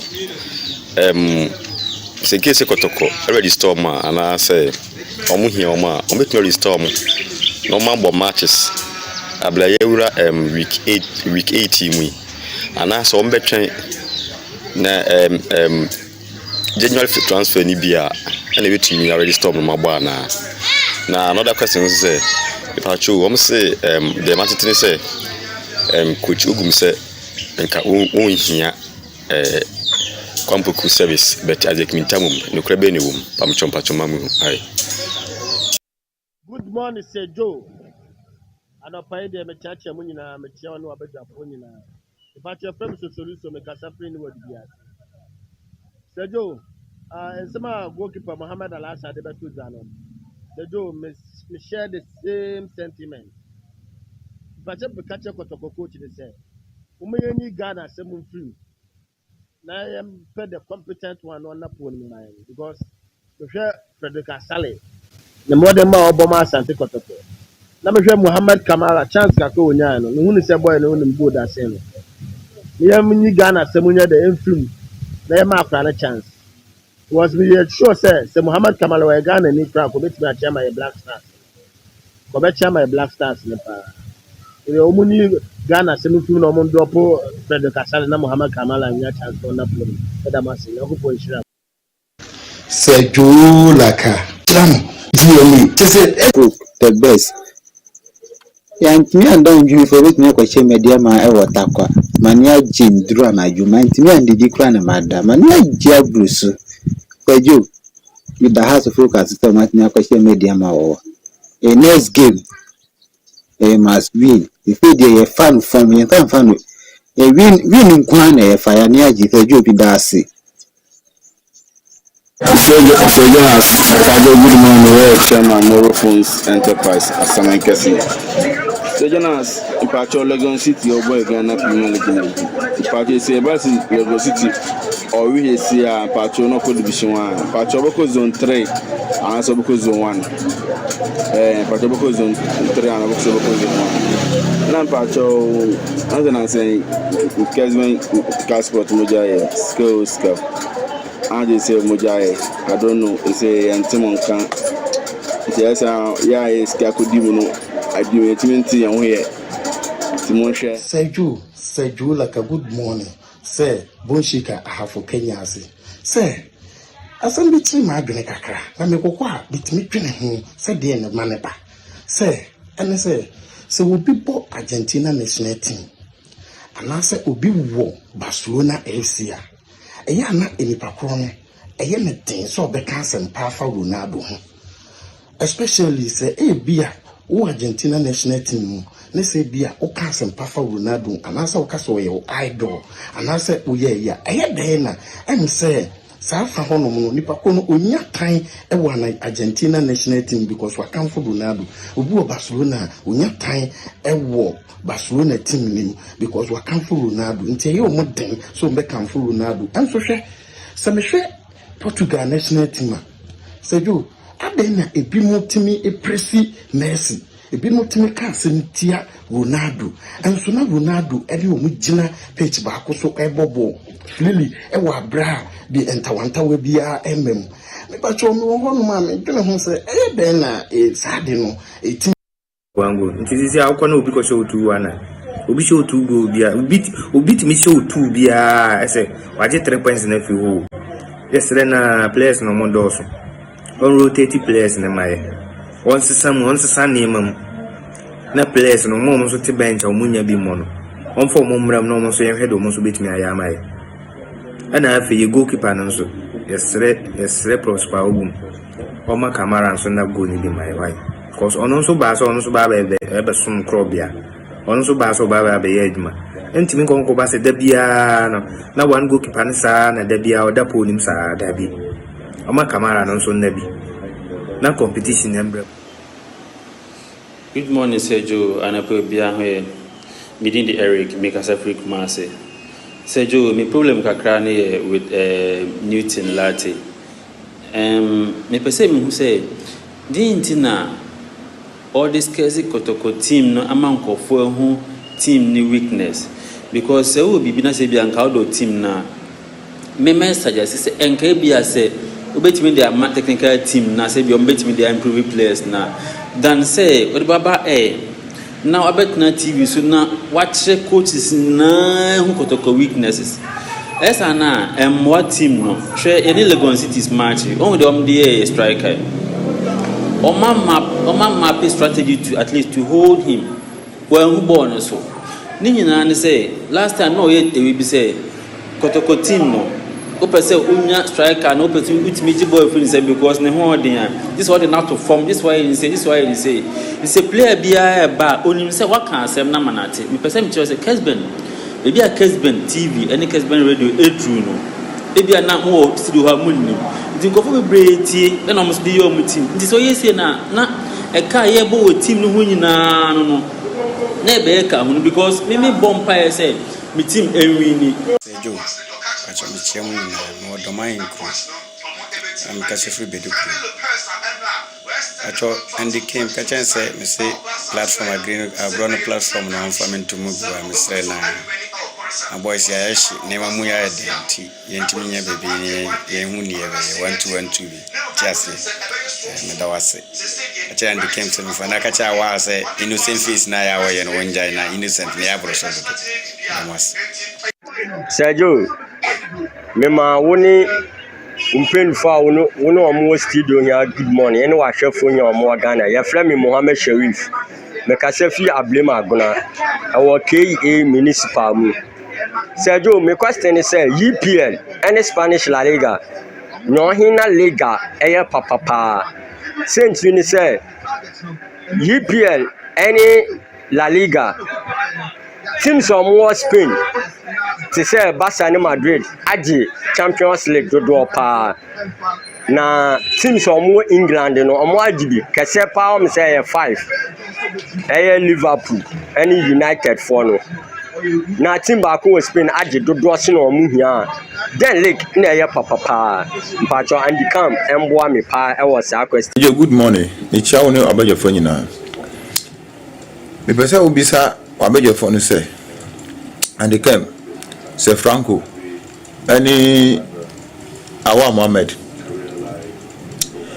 anka ne Ghana na your 4 slots or Africa na say then and a 2 slot pen or Africa and a question at us biom send your Ghana football no say kono send your football no atiti apansam asai no say omuni GFA president and say if in the shoe of the GFA president no ediem pa no mbeye ama Ghana football asa fan to mapafra asa jina na nso biom ti say anka ne no midam wase. Okay. Usually, I'm for first batch, no NCA na emrebemwa na fi abehwe others na almost be a buy me WhatsApp videos no na eno so yama amanfo at Monka Kessben television Kessben 3.3 Kessben 2.9 Accra mo amuhwe DSTV ni Go TV no mo so monsa ebeka channel 364 DSTV na fe 121 unsa ebekan ewo Go TV kakra bi ewa na fe yetie eye Mo Al Hassan no goalkeeper makumasi Asante Kotoko ensem kakra de eto yanim free America mem na fe Anthony Osekojo enso de ono so edeto yanim no na fe abedafo kan nyina abom ya sase free takwa na ya hwe Hatofuk ene media ma game na eno so eba so no. Unpredictable coach Watara's Hatofuk shocked Mediema SC at the Takwa at TNA Stadium with an electrifying performance last night. Kudos to the entire team for a special victory. TNA has always been a hunting ground, and yesterday was no exception. Sergio, at a point, I thought Hatofuk was the home side. Wow, the atmosphere was so charged in our favor that a referee who had ill mind couldn't execute his hidden plan. 80% of the fans at the stadium were rooting for us. If you are big for a reason. The people of Takwa love Accra Heart of Oak. Why can't we play this at home? We have accumulated more points in away than our home grounds. This is abnormal and unacceptable. 7 over 9.1 in our last 3 away games. 7 out of 9.1 in our last 3 away games. Gadgesbeck, anyway, and so a Brian. Please, I want to know the criteria in selecting the CAF Footballer of the Year. How can they select 10 best players in Africa without Victor Boniface, Mo Salah, and Kudus Mohammed? My condolences to my mates, Solomon Carter and Kofi Prempeh, for the loss of their mothers. Greetings to all your panel members. Tutu, formerly of Boss FM, says Nicosia, Cyprus, and anyway, Abre Tutu, and Nasir Kesepa, Yabo, Hompa Ye Papa, Yami Omo Hombai, Babia Ubia, and so Emfa and my sister, and your easy cry. Is this the Mediama your crew were backing to win the league? It's ironic how Hatofo consistently beat Mediama with ease. Yeah, when they face Kotoko, they play as if it's a cup final. Take a look at the second goal. It's almost amusing how relaxed the defenders were, allowing the striker to get the ball so easily. I just hope they can maintain this lackadaisical style of play going forward in their Premier League. Ohineba Kwachi, Cologne, Germany. And so the Odi Abrayan and Anopay, and no. Joe, please do this assignment for us. Find out if there is something between Kotoko's goalkeeper's trainer and Asari. Are they not family members?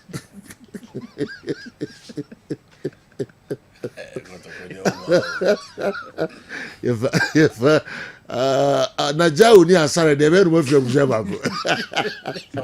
Najau and Asare. A man of my Busafo.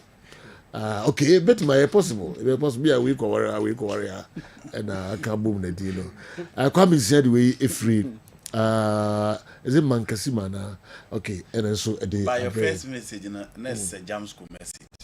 I never quite message. Oh, okay. Quite okay. On the line, jam school like a is it a bit there to win the league? Yes. Look at how their defense was so relaxed. Yes. Jam school style of message. All right. You mentioned how to full game, no, Kakra. Now, before that, Yentia Mohammed Al Hassan and Antonio Sekweju, and some of the two and Mansania to Asonia Bama. Almost bet my Cassachan, Frederick says, we man didn't find the agro because no opportunity say, more find the agro because goalkeeping department and I just one. And he's a player, I be out about 2-3, I be crowd to me strike. There be into Pachoman and Embrepa. And what's in a Kotogo goalkeeper there? I saw my one in break. And look, so would do be a dear group. Can we say Nipa Tinchan over Tinam over Demwa? And yeah, easy so be tunis out. Me will go to go down my hono. Frederick, yeah, dear. Boy, we see very good. We're very good. We are very good. Then we catch him. I must say, boy, we don't go down because confidence in our Kitano. And so those organizing players, you know. We say, oh, very good. We're a very good goalkeeper. Boy, no, Ghana have national team goalkeeper. Ghana come my friend national team goalkeeper. And you know, one day so man and a break because I boy now that they challenge man Kasipa. And the two, your time no. Na me doju any Louis Queen. Me be pray, me be sign ya me pray me tina for 6 months. Intine doju any Louis Queen wa. We the way match we I know we had the match we. Na e chemom. Na e chemom because no me 2 but me ofie. Louis Queen to me the 2 matches continue. No also have the 2 matches continue. No Louis Queen I don't want no over the one. Intine tembia no competition will be a while because if you can lose 2 times, that means a baby and you. Just say Tim Bioma one brain. It is that on the Omi ya ma Yamian the G leak. Actually, Miss me bam. But Omi ya ma G leak. Tama me bam, so no a tray.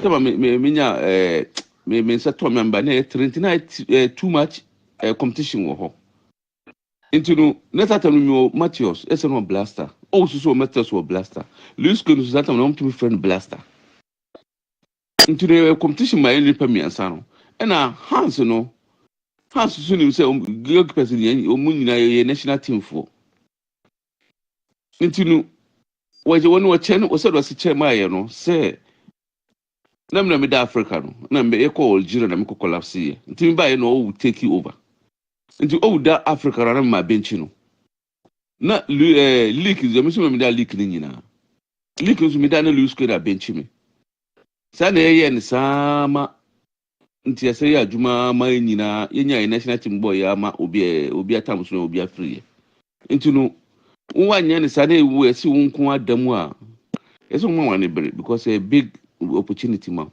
nti Okay, Muhammad Al Hassan, performance former goalkeeper, Kumasi Asante Kotoko na Black Stars. Yenti Anthony Oseko Jonsu from USA. Performances are enko USA no. Me my dream chere and say clubhouse no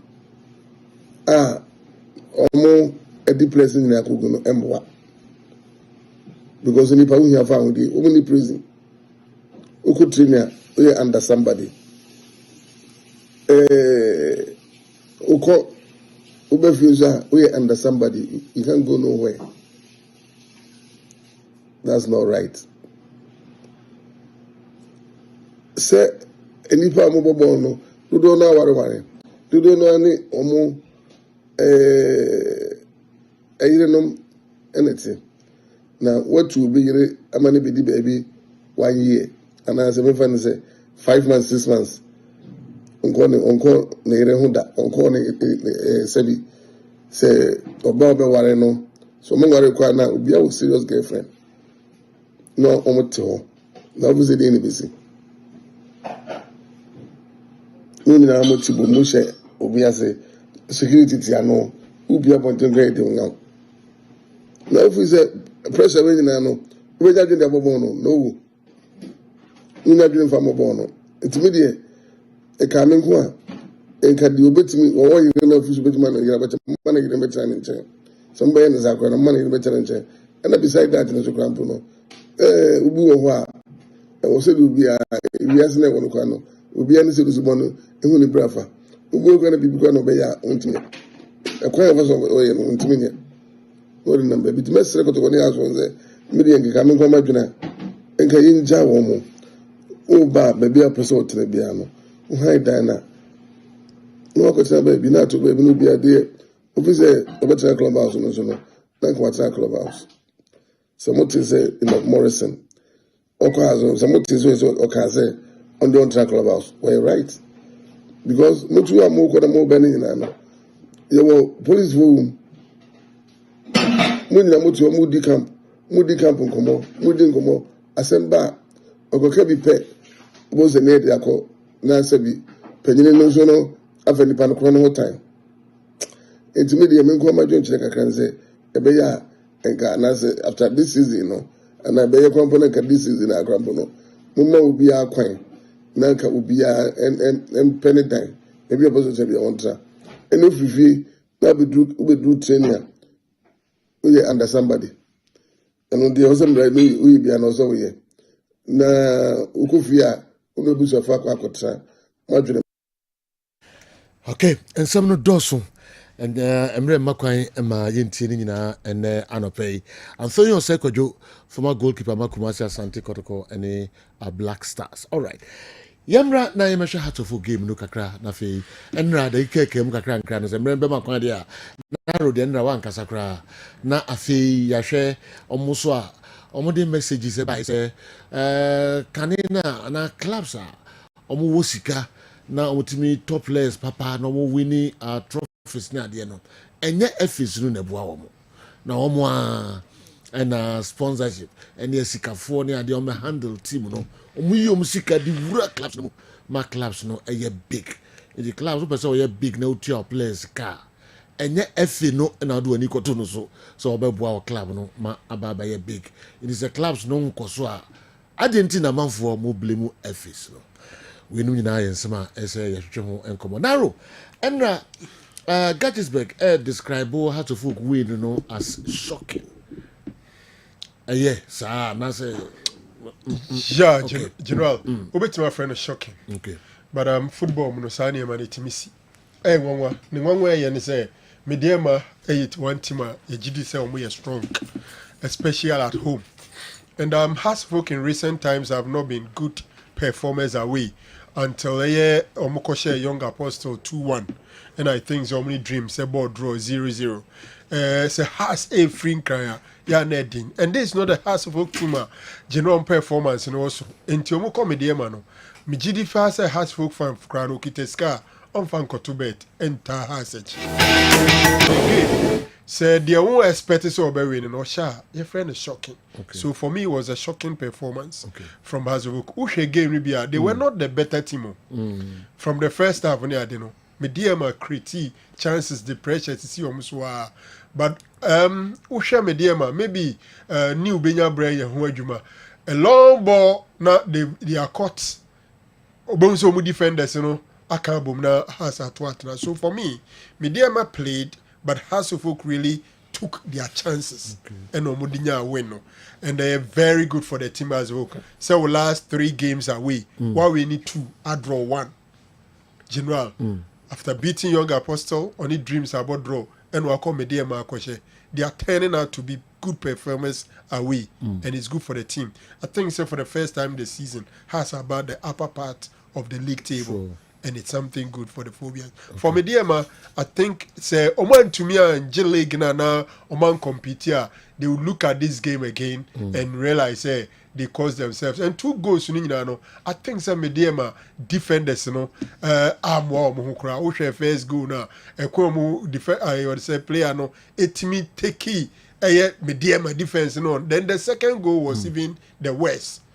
Apia could be abandoning Bono LED yabo na to medium players mienu wanimu. So you expect say anye krano the players could do something, the defenders could do something, but oman to me anye sade no and a has player and dem recovery actually ebe head but the goalkeeper tried so be bona faba but not wa banenim ye pa eno ene de ede go no eba general. I think say has so they be biabe mo ba medium defense no omo and live up to the occasion. Interestingly, this season, I think the strongest department of Mediama has been their defense. Omun to me she goals in Nano, Omun concede goals. So how they consider these 2 goals, I think so you give the credit to Hasbrook. All right. Maminko Andy what I mean take on Hatofok. Enter Newton ever hears our game ye. But entity one crankra. Hatofok Mediama 2-0. What Takwati stadium, sorry. Yeah. You know, unexpected. Obiye ni wa we has a fan. Not proud to this particular game. Okay, so yeah, analysis. Now the BB Twitter baby wa na adwebe say has of betimi akwa mediama. Last season omukọ ya na amfa. And so had the recent results now checking the confidence level of the team. Na unigidi. It Gattisberg the bar say I didn't know montimi mo say e home. E ya na pressure na home na socha away because away na omukọ no. Se omuko lusu a obia meka hwe nkyerem obia me mo pressure because omunim say the magnitude of performance na omo dada di nani soro entite fie kura team bia ho de wo no wantimi ansha okwa awe ni de obeda akwa enti se ohwe ya they played without the pressure the omunim na omo de mo because they have nothing at stake omu lusu anya hwe because omo performance ni so and you know they defended too well closing all the spaces omo make sure say and Niema Bema Media Matimi Asha opening prevent here. And you give it to Benjamin Asare. The goalkeeping one area now over the years. Some of us I can say House of Folk improve that department. And said you Asare Bar House of Folk no said you see players casa the experience or the more leadership qualities or them House of Folk no. And no one say other departments are not working. But for the goalkeeping area now has no me very weak and where to ya. Inti eno asejo omu ye de hia the 3 maximum points na Heart to Folk hia and they never say that spirit aya na mpempi obenya from Heart to Folk no enra no na etimi kire ne say omo akọ Lions Den but omo wo niema omo betimi dia hye mediema and truly ageno omo an give up even after omo first goal no hweka omo fast konya second goal enti coach Watara na ne mrante no Sergio and no my idea it is not easy to beat mediema at the Takwa TNA especially at the time omo so person omo di league no but mediema person omo di league na ageno omo nkeka omo because this kind of performance there I'm sorry omo ntimi fanye but you give it to us for 2 goals na ageno omo timi ase no omo idea. All right, enter new ebehwe game no aye ede amayen. Enti ebehwe stories no emu kakra ansa na ko Newton lati ho na wabibi hatoful game no enso mu ede amayen. Mamensha sem free narrow. Enra stories in be break okay. Any anopay de any ade. Enka mbom time no so. You know, a quick one. Okay. So far Kwampuku has not started training with Asante Kotoko. Okay. But Isaac Minta and any team need training. The minim and say Asante Kotoko technical team ni management GD is omunya Kwampuku a omope ombema na bana obe training say the Isaac Minta yina omo ahwe no na afi mo hwese ombetima register na so the issue of Sebia Ugumana se Kotoko from penny no I'm on our way. We are not the free honoma. The 2 players in situ Isaac Minta is a free agent so potentially Kotoko betima register no as a special dispensation usually will be thrown to the FE. Say Muhena say so register now. They can register him before the second window. Okay. Okay. Yeah. The other thing, what chance on register? Yeah. I'm gonna bought league. Yeah. First round. No? Yeah. And a special dispensation. Yeah. Wow. To the best of my knowledge, now or he free, and he was outside the country. If what I have is correct. I see. Okay. All right. You know, you know the free one, ma. A quick one on Antonio Sekoju and Mohamed Alassa, former goalkeeper, the 2 former goalkeepers. Antonio Sekoju and Semna Okano. You see, the 2 options, you know, a Bia or Nenso, I own. Yeah. Say, Udi players, no, echo if Fiba, Kumuno Matranum. And this will be an in my own ebusu fee na ubia tini baby no more training. I think say the latter they also you kano. It works well for the European now say advanced countries, you know, and no a very common as compared to here. Because still Timbers FA players Eddie Omuko training grounds. It is all ja player bia say uncle hard intra baby or pa. Then on one a beba training. Anasa mbakwa akofom uti anye ya obi bakwa akonya dan wa abu akwa obakwa akonya no wasu abo obi benya na tonsu say na bas no ebe ne nam all these place yes obetumi aka say players na be ya obi amfa no mu nhia omo at a certain point but the inconveniences no too much we are no the free one ma minim say Egypt ne adekra no player no ye twa sika ye de ma o say eno na fa han odan and there, one now so make sure say I no more the mawa, you be na do beba training, one hour beba. It is all high ufie and now dying, ewo, achumako for radio and I later, sike betu na baby betu. So one hour be baby pay no why. But I think say in the current dispensation, so many now one place, you know, more convenient and it's better. And remember say only last season. And then no more can say players who got baby or more and none tell a whole lot. Yeah. So for me, say we do mutra one place. Yes, some level of say be abeka say you do mako go baby, but me just sure say maybe I kotoko campus after training untimi pienko baby apesa oko. The only thing say be I know you know ma etifi honum na colleagues near the who dear who ye biano. It has some level of restriction, but I think say who weigh the 2 there for me. Baby, omu wana about less than 10 minutes drive to omu training grounds, you know. Omo gym on for me. You should rather help them to deliver than Sebia Ubian Concotrani fee. Ewe futu ena Mohamed Alassa de ma Frederick Asari. Say unya kotoko team ni muna oda sa uyiro. Especially the Otuwechin were very good. Utim say kotoko top 3. We cry them we 2 pe. Third goalkeeper and them will be ampo in because Mohamed Alassa another time Mohamed Alassa, Luis Quino, and what do you call it? Jojo. These were all national goalkeepers and they were all so good. It would not chance any quality of Diagro. General Sekotoko enya Antonio Sekojo Mohammed Odum Edi Ansa at the time. In recent times they had Abalora, they had Osei Kwame, they had Felix Annan and Dan Lad. All national team goalkeepers. And to send them away to me feel say Felix chance na wenya no. Indeed, say Omano Homre so. Me, I will not fault the goalkeepers trainers. Say after say Kamara at that first go no free national team can buy no man die. That's the global practice.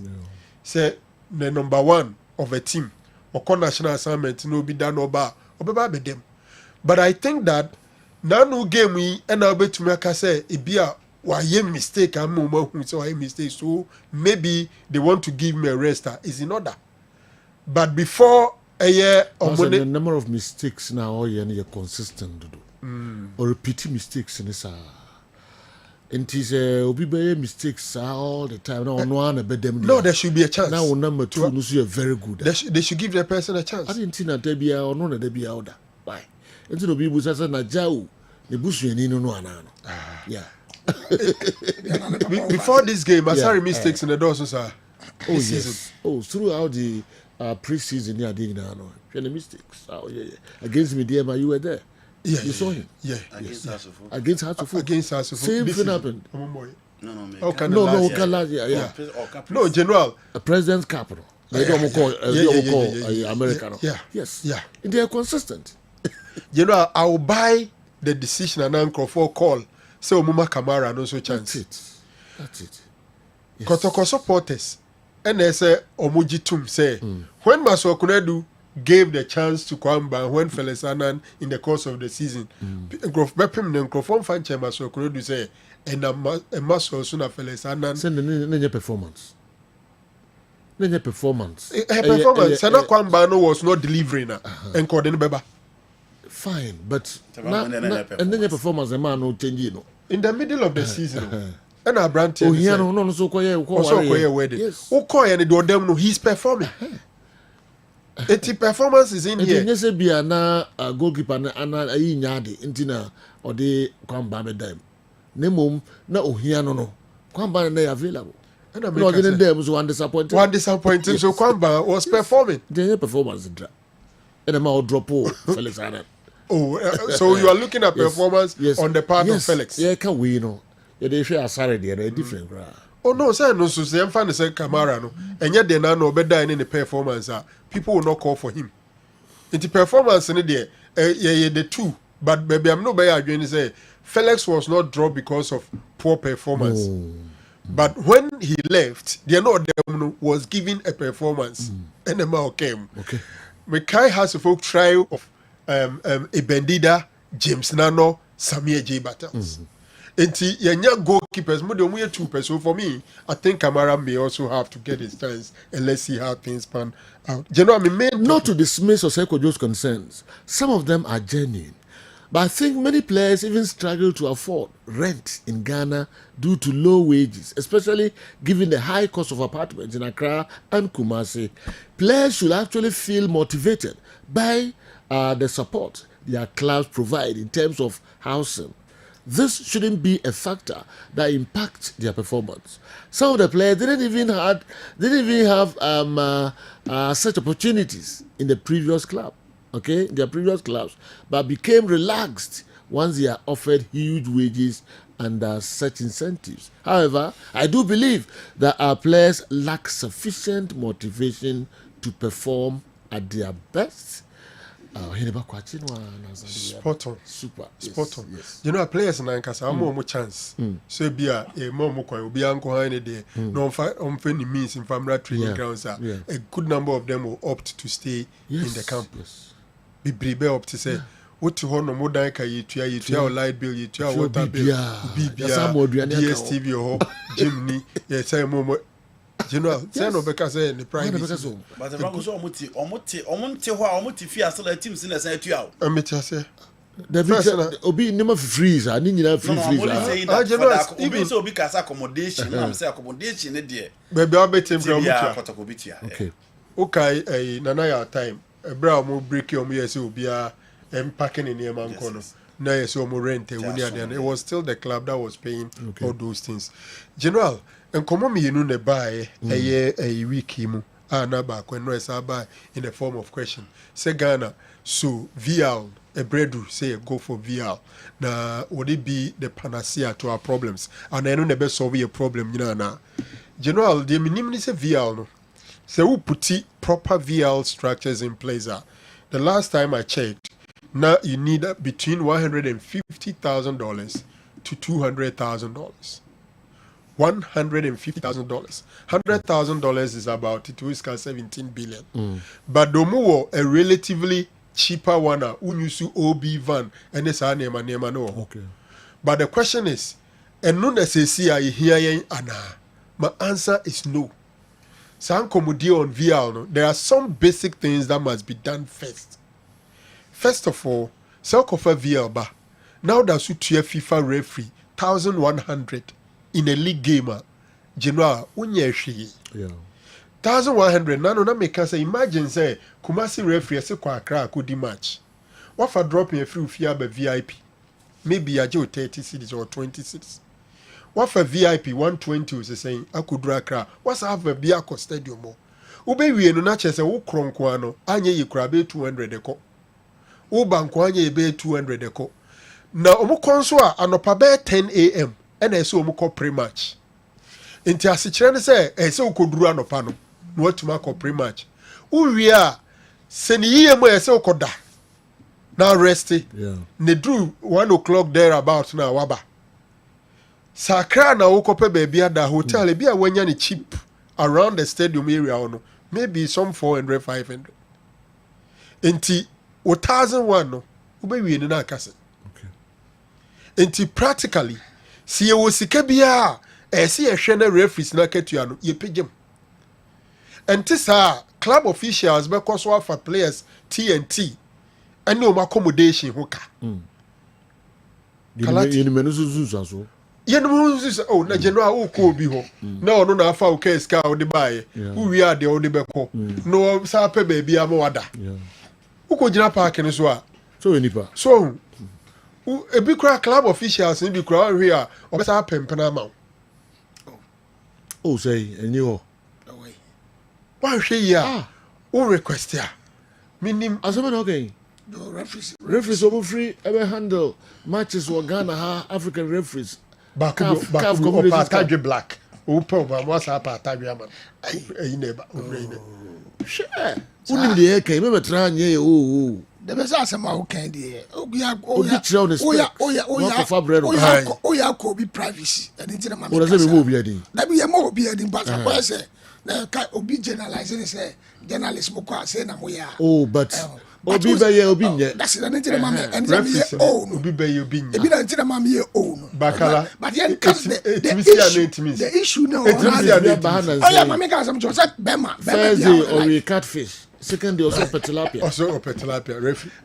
You did the atoto no so afiri ye tilapia yachi. Can you imagine? And son and specs. Slim. See. Ba ko mi crowd opetu. Yes. Different home teams no be we nyina ma referees no. You come. Joe, mama can. Oh, that be upset. It's the person can say the first thing is to pay the referees. Yes, well, yeah. We are no free wa. Communication gadget keke. Say the referee in the general center, but could you touch line? Our in the bakers and in nay or munibi. Yeah. Emrebum kofa be by a saying and no. So also be you should be a nay or no any day issue. Communication gadget. Yeah. Between the referee center and the lines and the fourth no. Epini ho. Until then, ye DVR home come watch.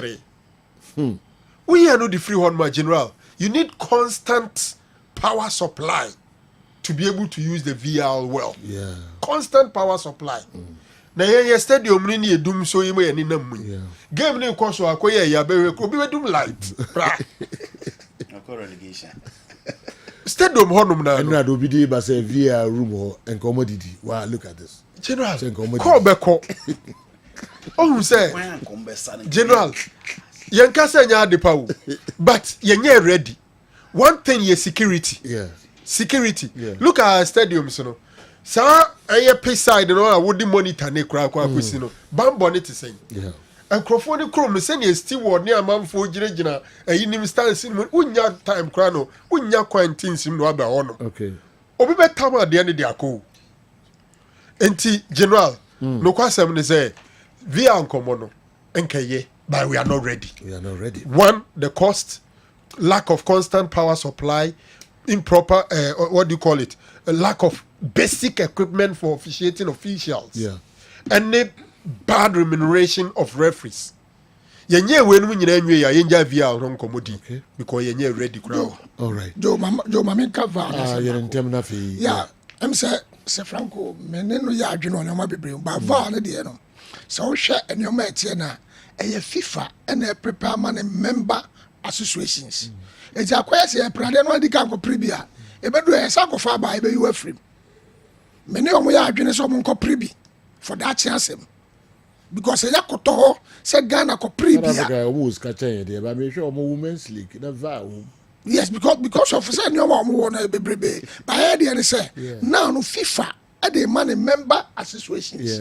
And it is a who jai to try say on konko pebia e bedu ba bi ne ye chicha ho be kire e je se omo ko pebeto no mu yi ho asem to say ti say the Franco kano ya pe ampa ya ko prebi omo ba be kire ye ato ba se de be adwuma se se de ye nka ho de mom ya nko prebi ameto a e bedu ba bi no obekọ no obebre e dey say Ghana card ba ya ye de chicha obi ankoji bi e na duru de den e ti say uduru ho no makoko pebi kala pen kra ne ye chicha me no ya adwin say so koji but who asem de nyandro say kwa ane de mini ye fear because say am no ka say security say am no ka say last year 10 weeks in Triaka last year aka 24 weeks last season no 10 weeks in Triaka premier okay and my matches in Triaka and member division 1 be akem say ya start about 8 matches you call 8 week you Triaka do referees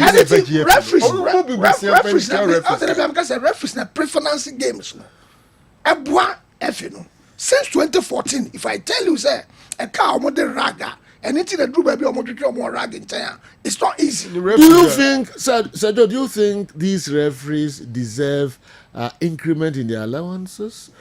In all these difficulties they lobby to be given matches. Ibrahim Rashad, anyway, free Aswasi and Abba. In all these problems are facing, difficulties here are facing now. Moko pre edge matches. Joe, yeah, share comment man for running mamuya. Obi on my woman can pre but any fe. So opportunity in grass or running comment drama Kessben. No, yet no, Obenya. Yes, Obenya Obenya ding. That's it. Because we on my I know one referee. As a bondi organa obi enim. Ono e ka ne nkono. Na ka pa de bia ma ne match. Obetu ka ba bedi. Owi apa de mo kere amfa. Okay. Obi osa. There be. Oti ase and wadan for pa no. And it no. And it is sad your man na esi no. E wom. Obu the passion of it. Why yeah, can ho. So let me say. Na me can. Ya me can so say no ntia. One can kro mu ntwa mu. Oh, that be I know there. Adam tia me can. Passion do free ha. E konare no. No, the Joe. E be a few referees and all the passion maker. But we are speaking general. Oh, the Joe can. Bet manya ba ku mienu a de wo kan bet. But we are speaking in general terms. But the Joe can say upon the question any pande ban upon the question nyina no people lobbied assembly one obi de card ache obi tua the second thing is that muti accommodation club no enye problem club se fa muti no ma fa accommodation intina o sika na ma ye da first no mami no for no see and it's a first no no obi any say open say me come acha na se me kwa akra se bi house Olympics so obekokra na nipa gina station twa se hotel we na abakoda ejira wo come acha na sa nyoma na how wala wanse ba ya na how ana na first no club na club no because one say kotoko Africa wa no ma one the far referees they omananti is it not the clubs na the sanity no FIFA na CAF no what say nyoma nyina say security who referee your security be also on the home team. ɛno ti sɛ me security ɛne deɛ adeɛ adentina wɔde deɛ memfa nka ho ma no wonsuo no baabi abɛda memfa nka ho but yɛyɛ part of the world no ayɛ deɛ ma yɛsɛ yɛbɛtrust. One referee Kala is talking about exceptional cases. Majority of them collect huge sums of money from either the home or away teams. That's why they lobby for matches. They don't need any increment, period. Come ba as do we free Sunyai and Joe do be a bekabia do be a bekabia but the mechanism we are talking about yes because who be on to all right because obi obeka sem bia na say fa na say onim di kudenti ma na kasa yeah but the can say e wo sa but say see na wo hodum no the FA na ama referees na wo say zero contact me ba Joe Laka match Joe Laka mum na so obo me ho ban wo see Joe Laka ma me nsu ama me no o ma medua na ama me nti enchia bra bia me hu na ma me nchia no na asem kokosi a wo see Joe Laka bebo me ho ban when I possible when I possible enu nti no somebody bibi to say referees dey come match one the first thing is they said your omo ankasa mpani for go FA nyina no Joe dey match commissioners o omo come matches audio ma emra bi ye nu achi amekasa the first time odu airport dey indigenous airport we no sa pepe de tie eni ti kabeduru no no obi ababi amekwa koda enya me na metuaka baby amedidi enya me na metuaka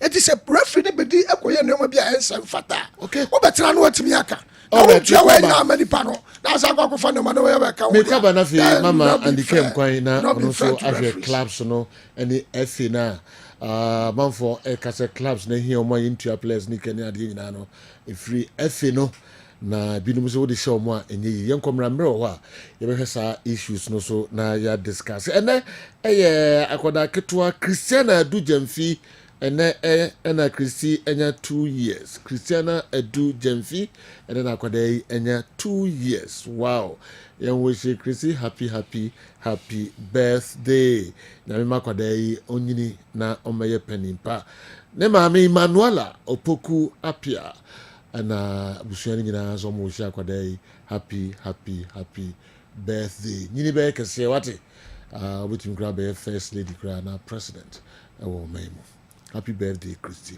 all right Newton Latte Marie Jata maimra hoy na me head wababo no e de ebre it's rather 53 years not 52 years that Robert Mensah died offer so that we free mampon and so abra ndi Kofi Toronto 52 and 53 all right new chief my son was studio has say Sergio Ghana Premier League games na be baso na ye match day na ya nsa especially no mediama and has for the boni or takwa at the new TNA stadium has for pick all the 3 points and they also kept some good clean sheet and clean sheet and the confidence of great team no as a whole. A goalkeeping department, you know, and that game of course so and Accra Lions and the Samatta so split points. Emma Obiafa Baku no mode Baku Akano Emma GFA. Yankopon ya mo china Brekum Chelsea Air Travel FAC and as about Trefio Golden City Park at Basaka Holy Stars last time or Trefio near Kumasa Sante Kotoko so at the bunny in that crunch game. Nyambo china krona Kumasa Antekodone Accra Lions Edibe Boni and as the Heart of Lions Vision Adriana in Suatramani Bechem the Go Stars Yemedi Komo Karela the Nations and of course Lagos Cities on Monday ebe hosti Young Apostle so game no question on not just say idea say ebenya reflection hugely on the league table so the Go Stars are so at the top of the table Kumasa Sante Kotoko Mediama and a Samatex and completed the top 4 no na ayeshe in fact from 14th and I said from 14 points to 18 points 4 points and separated the top 4 teams every one 14 15 and then 18 league top aye hot pa ya na me we say ye benya ni say ya de akwakosi league na we at the bottom half Osha Adriana surprisingly and letter babonten 24 the club in terms of the fan base Kasachre Adriana coaches say performance mu kakra Lagos Cities emfa ho say Kumasa Sante Kotoko that so edase and dreams nyam watch na dance park say there on the so league tape so Now, you share how a game record our dance park and ra mediama a host to crass folk appear could be Fatal Suleiman and Nuruddin or back to the fold. Emmanuel Kujo, of course, Kamal J. Mahmudu, Omune Bo, a Chiromo, middle frame in a fourth frame and a coffee barber prosper Usu, Manuel Mante. Nature said, God no Japasu ever caught bench, you know. Now, in a final third, boys in a barber room, you said Godfred Alban, when you're injured, I'm a surgery. Now, Bernardino Tete was size, so in a final third, boys in Dia, we see Taylor and a Kingsley Brian. For House of Folk, the Travelers, Benjamin Asari, of course, this lineup know a lot of consistencies. We share almost like the entire squad now, apart from Salima Damayehuno Hai and Akwabra Boateng. These are the few changes. A bad game, of course, Ransford Mensah Swaba, Benjamin Asari, the goalpost, Amankwa Emmanuel Samuel Mufake, and Osasibe, Ransford Mensah complete in a 4-1, 3-2 Collinson. And a bit protected back for no. Mohamed Hussein, Salima Damba back to the fold. Mohamed Sani, Kwabena Boateng, Hamza Isa in the final third. Scoreline no na say Joe mo discuss it elho. Na yen share game num kakra. Mediama is an attacking team. Na omo hold too much say. Obia to me hurt omo every time bia no maka ye pass ball na no. O hwehwe Mediama players na you can count about 4-5 players in the opposition half. Mediama okoda. They always feel say they need to have some extra offensive strength, and that has always been a different thing. Say, oh boy, your team sir, almost ball on the counter. So you put more men in the final third. Now my defense now a bit very much shallow because say oh players were in the final third right after kickoff. Now Ulu see ball no asana will shape no be. We've spoken of this because game way many nations the boy say Joe Yababeshin. But enra the characteristics of that game of body nations will be against us folk. Every time we say there are more bodies behind the ball, they create a lot of chances in the final third, even though and you more share. But we keep saying say a quaya na mediama faso at the ball not to net no. Yeah, na so beautiful. But how about without the ball? Send a team no a shape no every stay. Without the ball means every time mediama has always been found wanting in the final third part of their defensive shape. So busa question number 1 say Ekrofia member highlighted actually they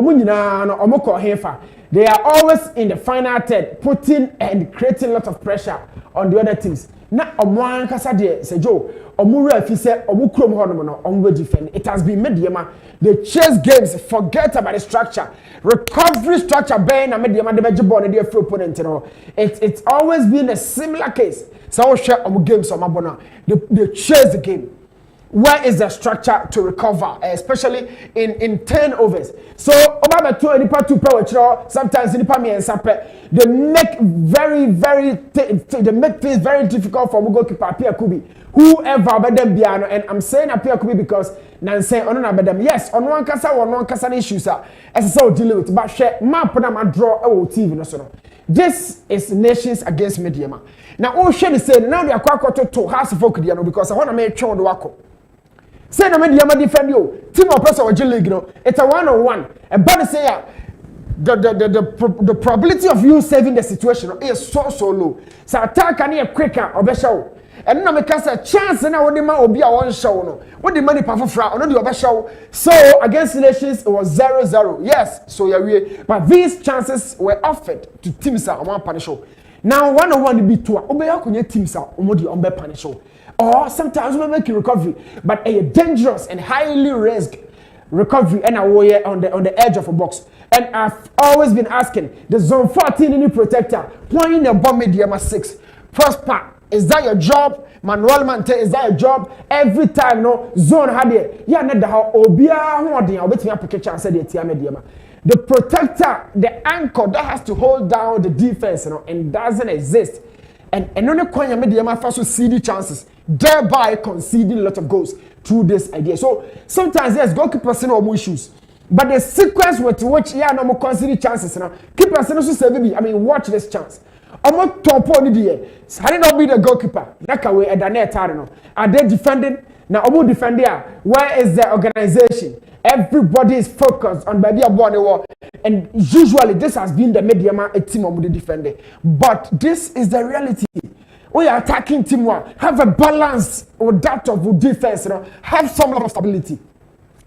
na ba bia nkoma na ehia me pa na yaduru so no ɛno na opponent for the bratena se hu say me dia ma bebo pepa meaning say on betwe ba ni mu more both free lines and two lines and last line nyina no attack midfield defense obi abetwe ba so what twe ba they let's attack their last line e wa bra so fan to form so either so by win the first ball no or obe find means be dealing with the second ball first ball no you can use my head the other players and go obe costro ba bia more ni be frat on important but am a real last line of defense in the watch there it is what win the first ball so win the second ball no a crime way so has folk if punish from a long kick the ball be floated into the half of medium the first ball will partially be dealt with but the second ball no it is a wash the kind of could be say it was 1-on-1 with the goalkeeper so two defenders penny abeto Baba Busa question say na medium for na aka no omo hefa omo nyina kopegu ahye so they neglect the structure of their defense now my pressure about one no Dean is occupied it's 1-on-1 with Emmanuel Kujo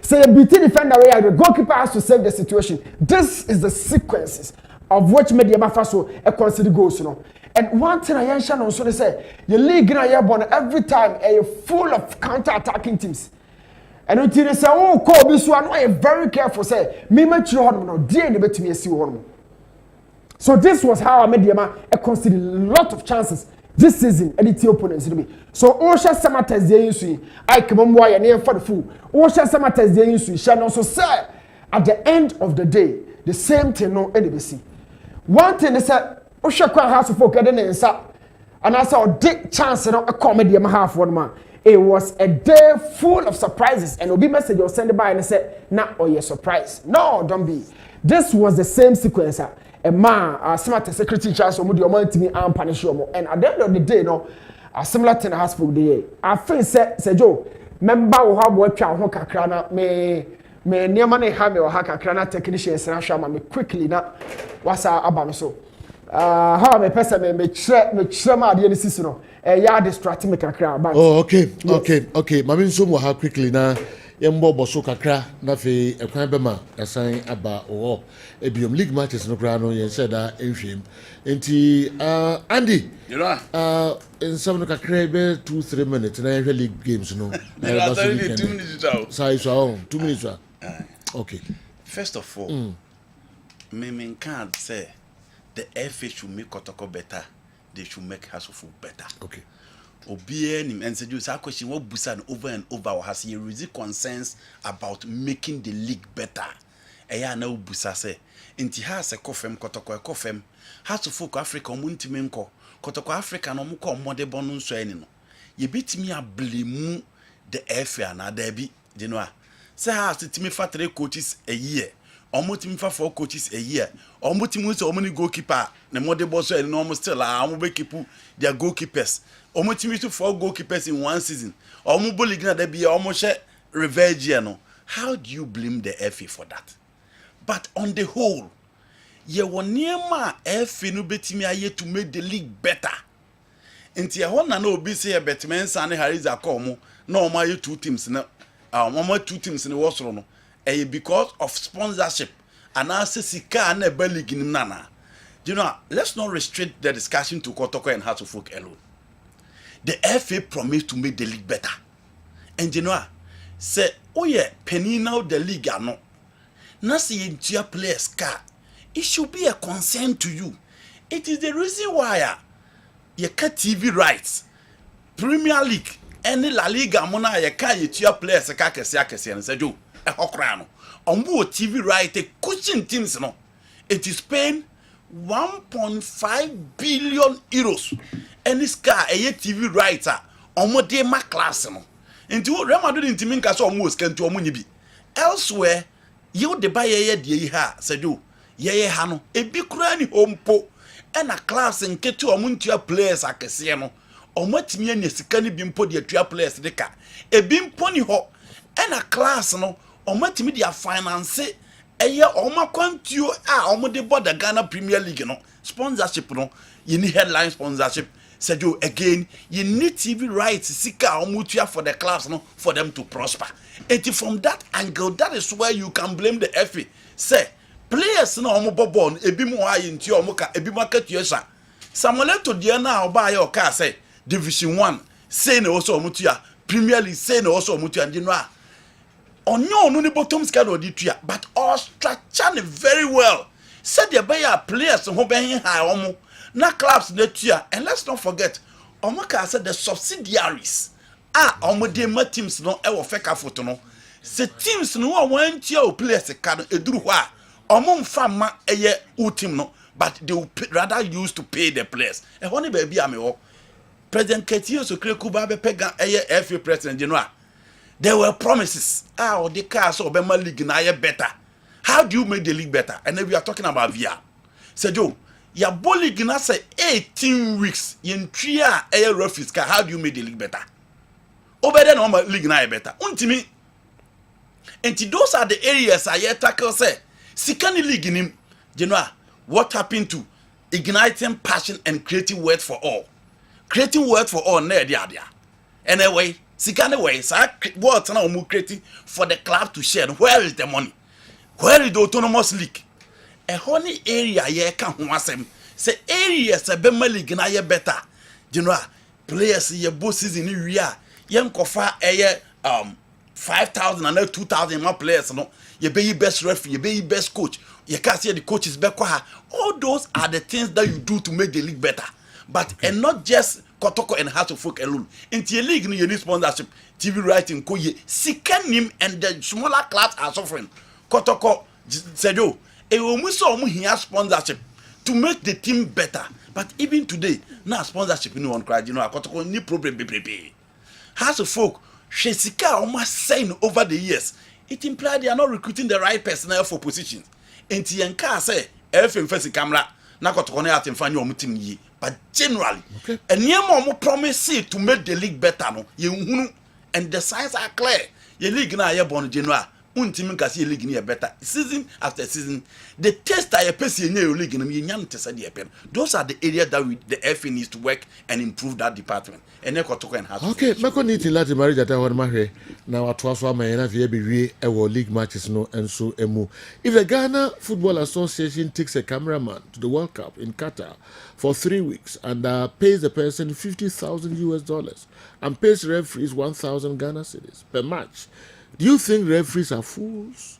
When you people came, they saw you with the stomach you came with. So they also advise themselves. This is what we are seeing. Okay. Why anyway, J. Abe Pobi and anyway, and so a brain. All right. J. Abe Pobi. Now, is it true? Is it true? Some of these figures. Some of these figures. Come on. Monya careful. Some of these figures. Into you find out first. So you find out first. We say find out first. Some of these figures, I do be serious. And then Hajia Habiba and so birthday. Hajia Habiba. Oh yeah, next Tamale. And then Hajia and so birthday. Oh yeah, so dear to the heart of Anefi Sunyai Ninyaba and so I don't know. Okay. Inti young wish Hajia. Happy birthday. Nakopo nshira Hajia na onya neke si. Na umfri adumu enko adumu. Ajia Abiba, happy birthday. All right. Newton Lati, minim se no more to 2 years. Somewhere na to asomai. Has folk o share how and now consider now similar thing about TV no so now watch no. Now yeah quickly every time be an organization has to prevail or defense or without the ball. So you give out chances to be able to be answered from Frederick or Benjamin Asaro straight one kick. If you said them this summer and the last line has always been attacked. So we keep asking questions. He said, defense and I are ready, and I said, and you're ready, say, over dealing with situation. Mr. Kwachemon Boamekakra, who said, camera angles are very small. And Bassa and I just say, Mama, I share for the closer shot. Now, this was the first ball, and I may highlight it. Summer test the other. You deal with the first ball, but you forgot say, this is medium defense. Now, apart from so we call first ball, no, two defenders here, I can boldly say they are off entirely.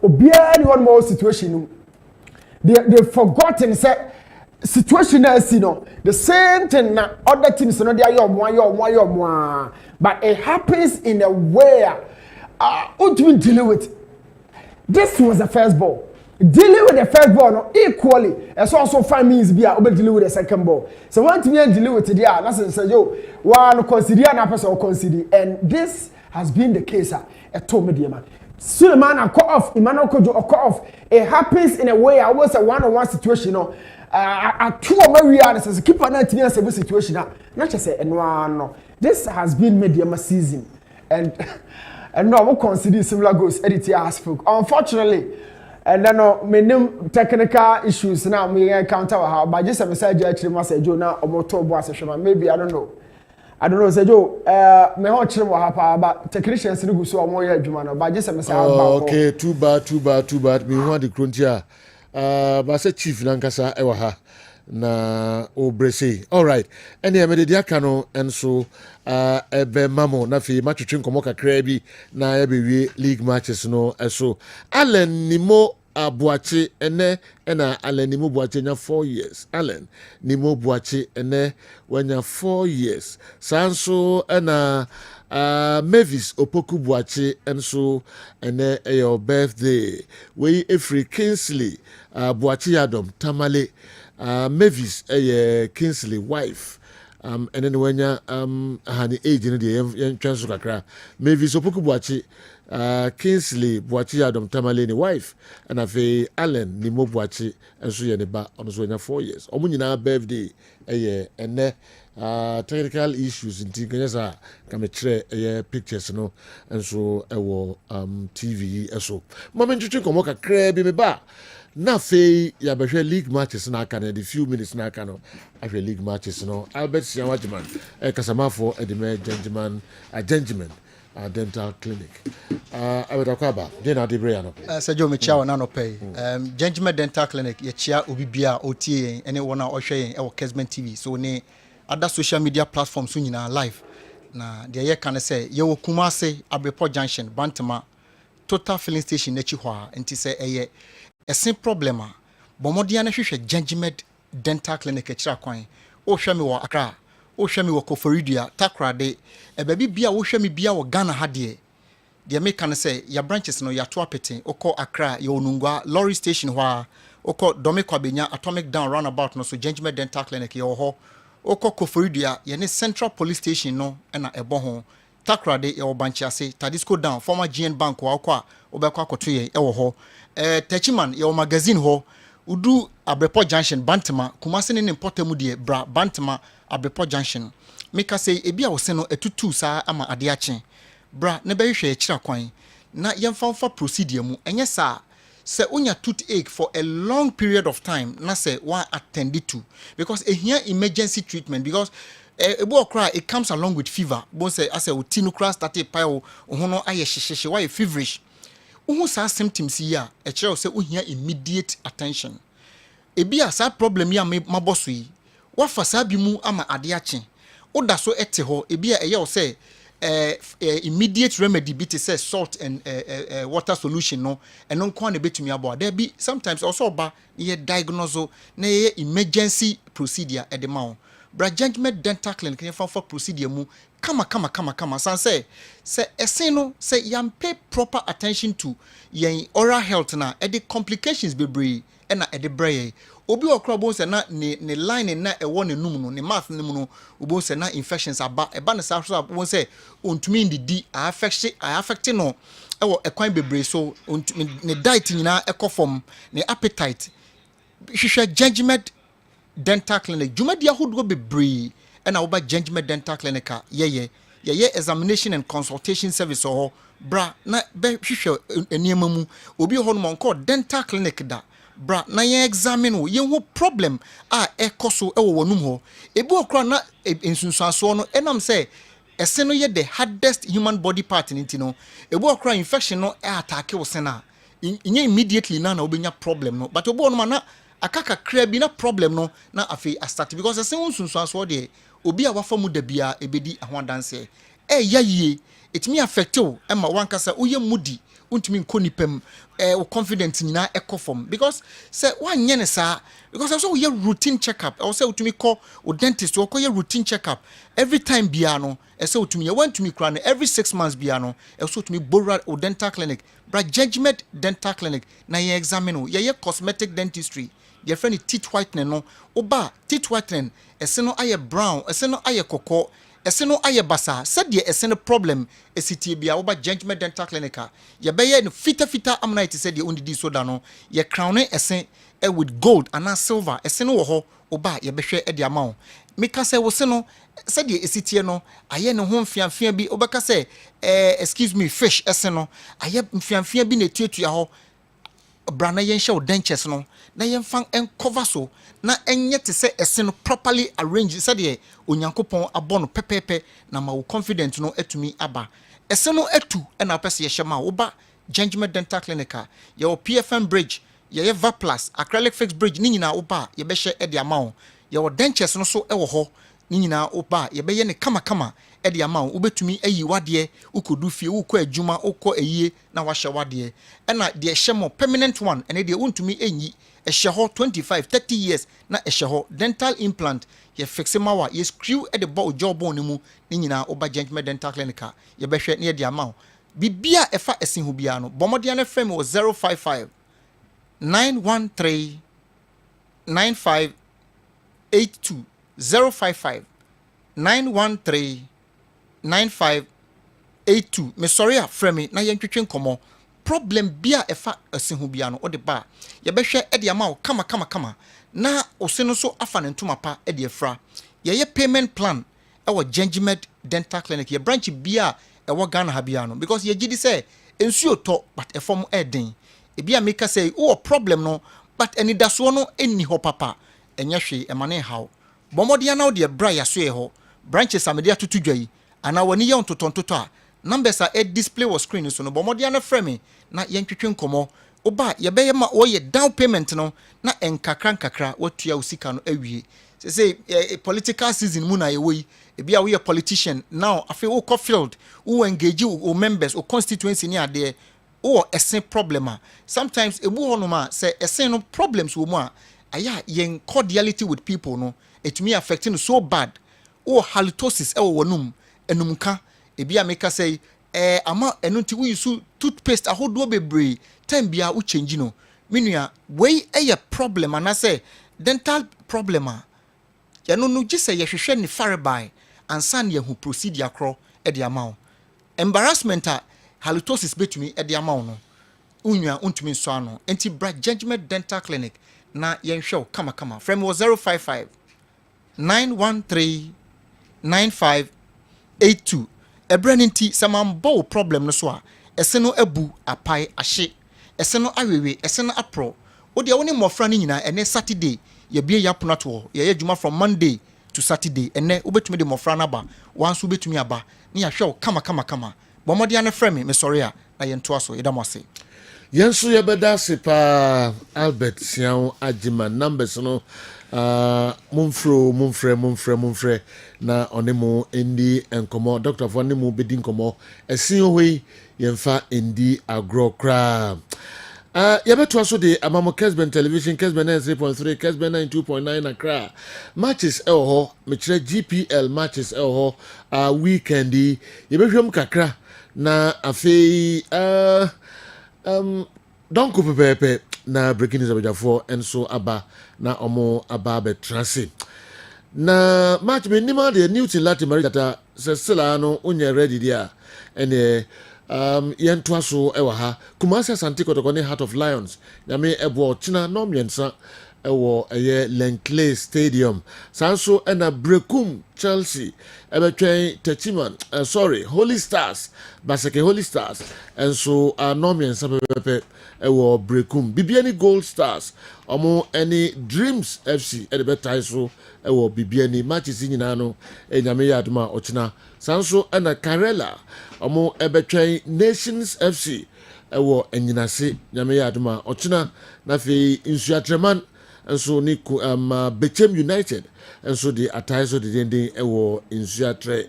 Vision FC ɛne Aduana Stars ɛna ɔmo ebeshia ne nyinaa no matches yi nyame yɛ adom a ɔkyena andika quickly mamra hɔ na menhwɛ matches yi kakra investors no he na ɔmo mfanfa Jilanka ko no 1-1 mam se na oh kamin hwem 1-1 ma wo na fi okay metimi ayesa de amount midi kan ewo Kumasi Asante Kotoko any Heart of Lions match so obuase china.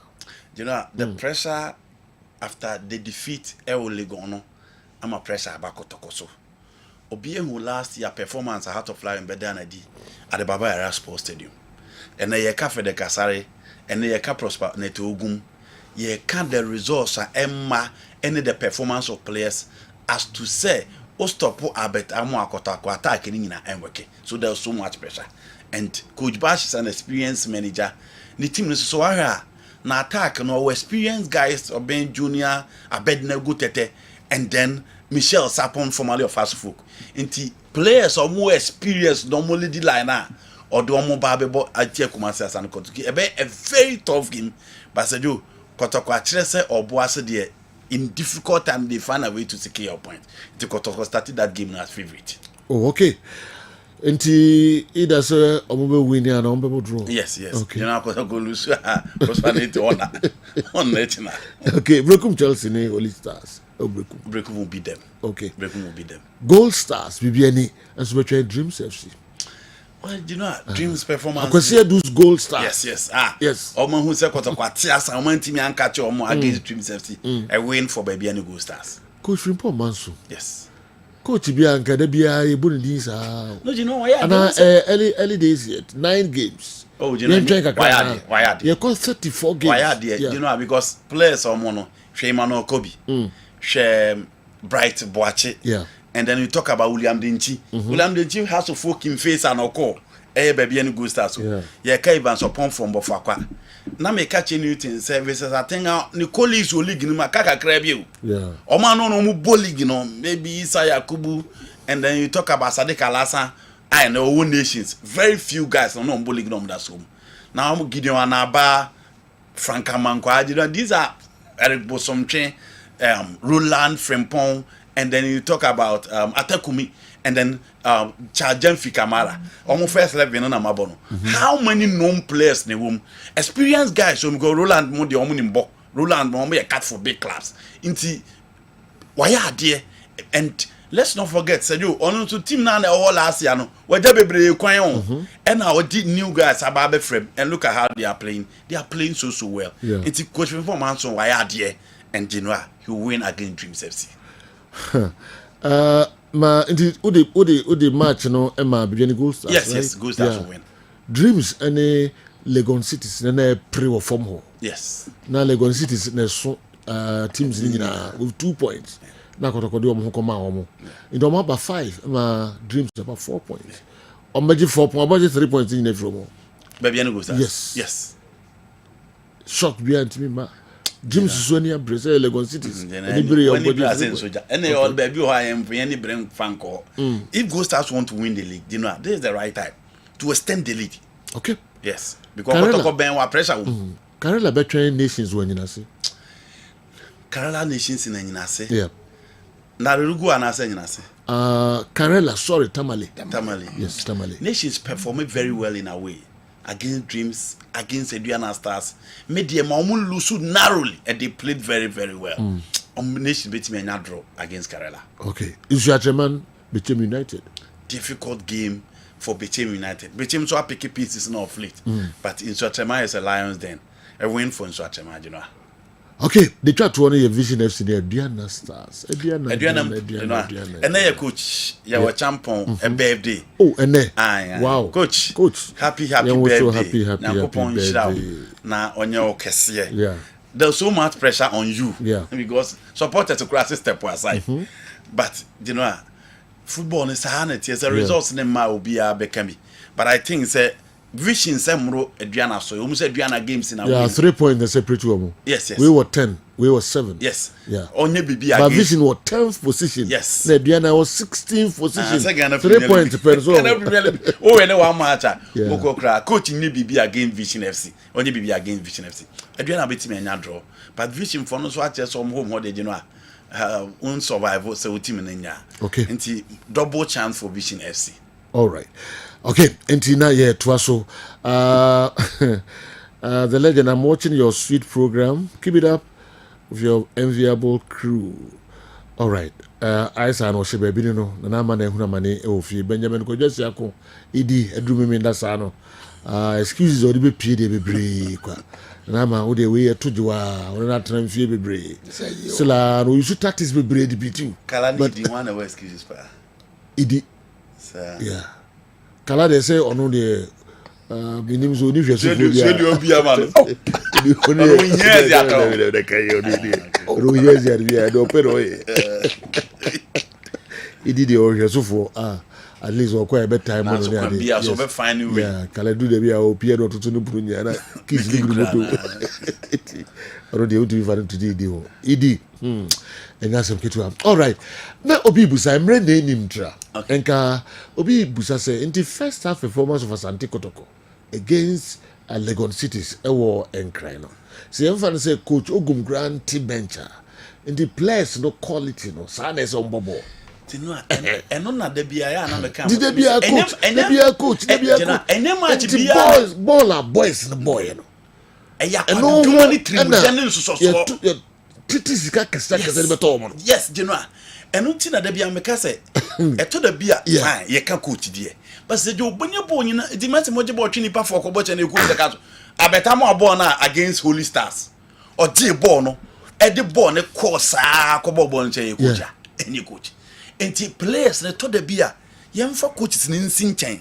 Na omo so akwadwudwuma ene ball na omo nyiro omo mo ye ka kire omo because say jo Legon City yempo they were the weakest link in the Ghana Premier League. It is all no more Obi a show for fine. They will need a game to turn things around to redeem their image. But sa performance no go down the first half no. First half as more ball. Sa performance no go down the first half no. Sejo say omo pesa omo che okotoko. No mo go places that kind of attitude must change. Because omo ko eni bebre nya de nche omo ko e no. Enti so omo pese team no omo timi bo no omo ko omo anima enye da bia na yebeka se coach da bi enye da bia players they must step up because mo ya adwuma you are paid, you are giving bonuses. Mo salaries ana mo bo mo team mo ne de mo de abakotoko na ebi mo de abobo ho 4 ne 5 enti mi mfa me she coach nko sometimes you expect the players to deliver. Yes. Until your time bia no mo deliver na mo attention na ko coaches na mo boko no ma ko sheka no mo ko boko ye pon match obi a coach players na coach mo nyina pa no so tomo aba team no mo mo hui supporters na duru bia say mo tintes kokko kakra e de chiro mo no mo kakra na mo ka mo hye. All right, ebesia emre na so do me no bo ya jo yes me ko ya me usa uko na de aka nyina ne say ya ka nyina ya nka se referee no nko na mfodi mo san ko di match tantan. Okay, ya pese en show mo say breaking news upon the SBR on go match kama famre the live commentary beba every sentence no enyina ya da mu nyina say breaking news up next ya kramo.